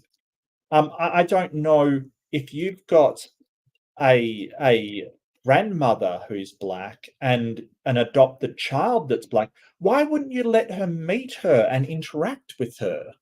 You know, somebody of her own race. I don't get that. You know, it's kind of I don't know. It's really weird. I don't see a problem with that. If I had a adopted daughter who was of a different race and someone said, "Hey, you know, that they need special care in this area," I've got a relative from that race and they can give you tons of great advice on how to make that would be fantastic. Like I think that the whole idea of children has changed a little over the years. Now it's not so much it takes a village. It's like this is telling the village to fuck off if you don't like what they've said. I really don't like it.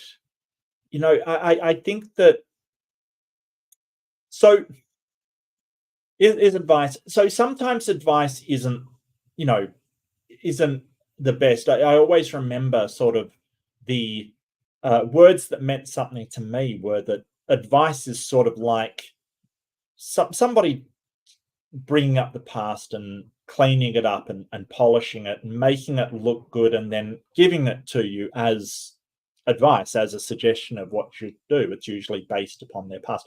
Not so much in this case, but generally. But at the same time, sort of be gentle with people offering you advice. I think, you know, just even if you don't want to take it, even if you think it's crappy advice, maybe just say, look, you're entitled to your opinion. I disagree, and that's okay. But, you know, thank you. So, a lot of the time, I feel this in the same way to people. It's like, you know, oh, you should turn to God and stuff. It's like, why? But, you know, at the same time, I go, well, you know, in a weird way, they're trying to help. You know, I don't know. I don't know. But I think I would apply what I said earlier from my moral system. I think I would say, you know, is the reasonable consequence of that intention good or bad, or good for well-being, or does it provide well-being, or it doesn't? And this one is absolutely definitive. There is no question in my mind that the reasonable outcome of this is good for the child's well-being. It's good for the mother's well-being. I would imagine a problem left like this would probably have problems. That they would probably have issues later on. Uh, Not the arsehole. Scary Welder, not the arseholes. Assuming the suggestion was given in relative private. Yeah, that's true. It might be embarrassing if out in the open and not like at a mum's group in front of 15 people. It's a good point. It's a good point. That woman needs to learn to love her daughter more than her pride. Well, yeah. Her daughter's hair is different than hers and requires different skills and tools to care for. I am roughly 100% certain if she worked in 20 black salon, don't be weird about this comment, y'all, you know what I mean, or the beauty shop, the people in it would love to help her and her daughter. Absolutely. Absolutely. I agree. Hedging on not the arsehole info. What exactly did you say to her? She says you're not the first one to bring it up, which shows that she isn't taking care of this little girl's hair properly. And you are correct. There's a wealth of knowledge out there free at her fingertips. She just look for it. Hates this little girl. Tangle if not cared for. Initially, I said something along lines of, "Hey, my husband's grandma is wondering if she can do a little hair care for your daughter, and she'd love to braid her hair." I can't remember what she brought up first, but at some point she asked me why I was asking, and it seems like you might need some help taking care of it. When she was completely against the idea, I continued to say that grandma would be happy to give advice, which was then I realized it offended the being asked. Yeah, okay. To be honest with you, if she'd been told before, maybe the person before was an absolute prick to her, and so she's sort of refusing to take it. Maybe I'm just sort of wondering why she's so offended at that. It may be because she's insecure about her own role as a mother to her adopted daughter. A lot of people do this. It's called inversion. Used to be called overcompensation. I believe that psychologists call it inversion these days. It's basically where you essentially it's overcompensate. You basically go back the other way. So she might be. It's kind of like so what's my best? A perfect example of inversion is all those people I meet in debates that are absolutely terrible that just run around saying they crushed it. Like, oh, I absolutely slaughtered everybody. Kent Hovind saying he's beaten every single debate he's ever been in, like when he's absolutely terrible. That's inversion. You're trying to fill up that lack of confidence with this mock confidence kind of thing. Which could be what she's doing. She's contradicting herself. Well, no, she's not contradicting herself. She's not contradicting herself. She thinks that other people to bring it up were contradicting her, was rude and undermining her as well. She's not contradicting herself. I mean, you've got a fair point. Like, obviously, if it's been brought up before, it's a problem. But she's not contradicting herself. Especially with detangling. Yeah. I refuse to upvote that. She wasn't contradictions are two ideas that are exclusive to one another. She's not contradicting herself. Not the arsehole. She's been told many times, Red, that means she isn't choosing that. It means she is choosing to neglect her daughter's hair care need. That isn't okay. If she chooses to remain ignorant, then of course other people will offer to help because they assume it's an honest mistake rather than willful neglect. She shouldn't take genuine offers to help and educate her as personal attacks because the only one being hurt by that is her daughter. Correct. And I mean, it bruises her ego. Big freaking deal. Doesn't matter. Okay, what have you people got to say for yourselves? The intention was to help the child? Absolutely. Absolutely. Hang on a sec.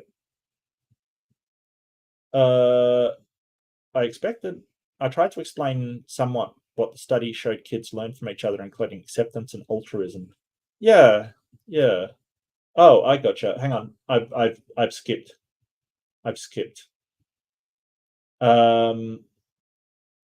Textured hair requires vastly different care. Okay, yeah. I'm not familiar with it. I have to admit, I've never thought about this. I don't want to sound racist, but I've never actually considered any kind of care that African American or African descent people would need for their hair because I'm not in a place. I do actually, now that I come to think of it, I do know that Aboriginal Australian hair needs extra care. So I don't know why that didn't cross my mind, but it's good to know. It is good to know. We had a professor who told us our class would not allow his child to have playdates with an autistic child because he didn't want his kids picking up autistic traits. Not even the good ones, like the ability to do logic and solve problems and stuff. No, that's terrible. Why would you ever want that? They don't need special hair care. Okay, Chrissy, gotcha. No, it makes sense. It makes sense. But I haven't thought about hair care for years. I got to say, mate, no, hair care has not crossed my mind, or hair for that matter has not crossed. Anyway, I contacted the College of Education about it. Yeah, that's fair enough. I tried to explain the study. Yeah, acceptance and altruism. Absolutely. That makes more sense now that I read the earlier part, Sterling Nash. I think Watt just drops things and takes off. He's not interested in having somebody question his outrage. she reacted in the way she reacted in a white person way. How dare anyone, maybe in particular black person, say that I'm wrong? White people tend to lack humility about these topics, except to help correction and learn. Yeah, I don't know if I'd agree with that, but I mean, I think it's got more to do with sort of a class thing, like the middle class white person really hates to be told that they can't or are incapable of doing anything. I think it really is. I think that sort of depending on who you are, like some people are happy to get help. If you're struggling mother, they'll take all the help they can get their hot little hands on. That's fine. But I have noticed that the middle sort of, upper middle class, they'll be like, why would I need help? I'm so great by myself. It's just like, everyone needs help. What are you talking about? Everyone needs help. Learn something. Yeah, gotcha. If the intention was to help the child, absolutely. The child might feel self-conscious about how her hair looks and it's not being cared for properly. Having her hair done might give her a boost of confidence. It could be a fun thing to do. All very good points. It could be a bonding thing as well. Like, why don't you go to a salon and have a day with your daughter? It sounds like an awesome thing to do. Oh, that's the next comment. Yeah, bond with other people. Yeah, absolutely. Read, hair care for black people is a bit different. Fair enough. They have hair treatments, hot combs, afro picks, and dreadlocks in particular need a lot of special care. No, that's fair. Not to mention braids, lineups, and stuff. That's awesome. Well, I've learned something new, really. A lot of black people use hair weaves. No, that's fine. I want autistic traits, and then I can make that massive engineer money. But damn it, I can't handle calculus. Oh, yeah, calculus. I enjoyed calculus, to be honest with you. My intro to calculus course, I actually enjoyed a lot. I enjoyed it a lot. Yeah.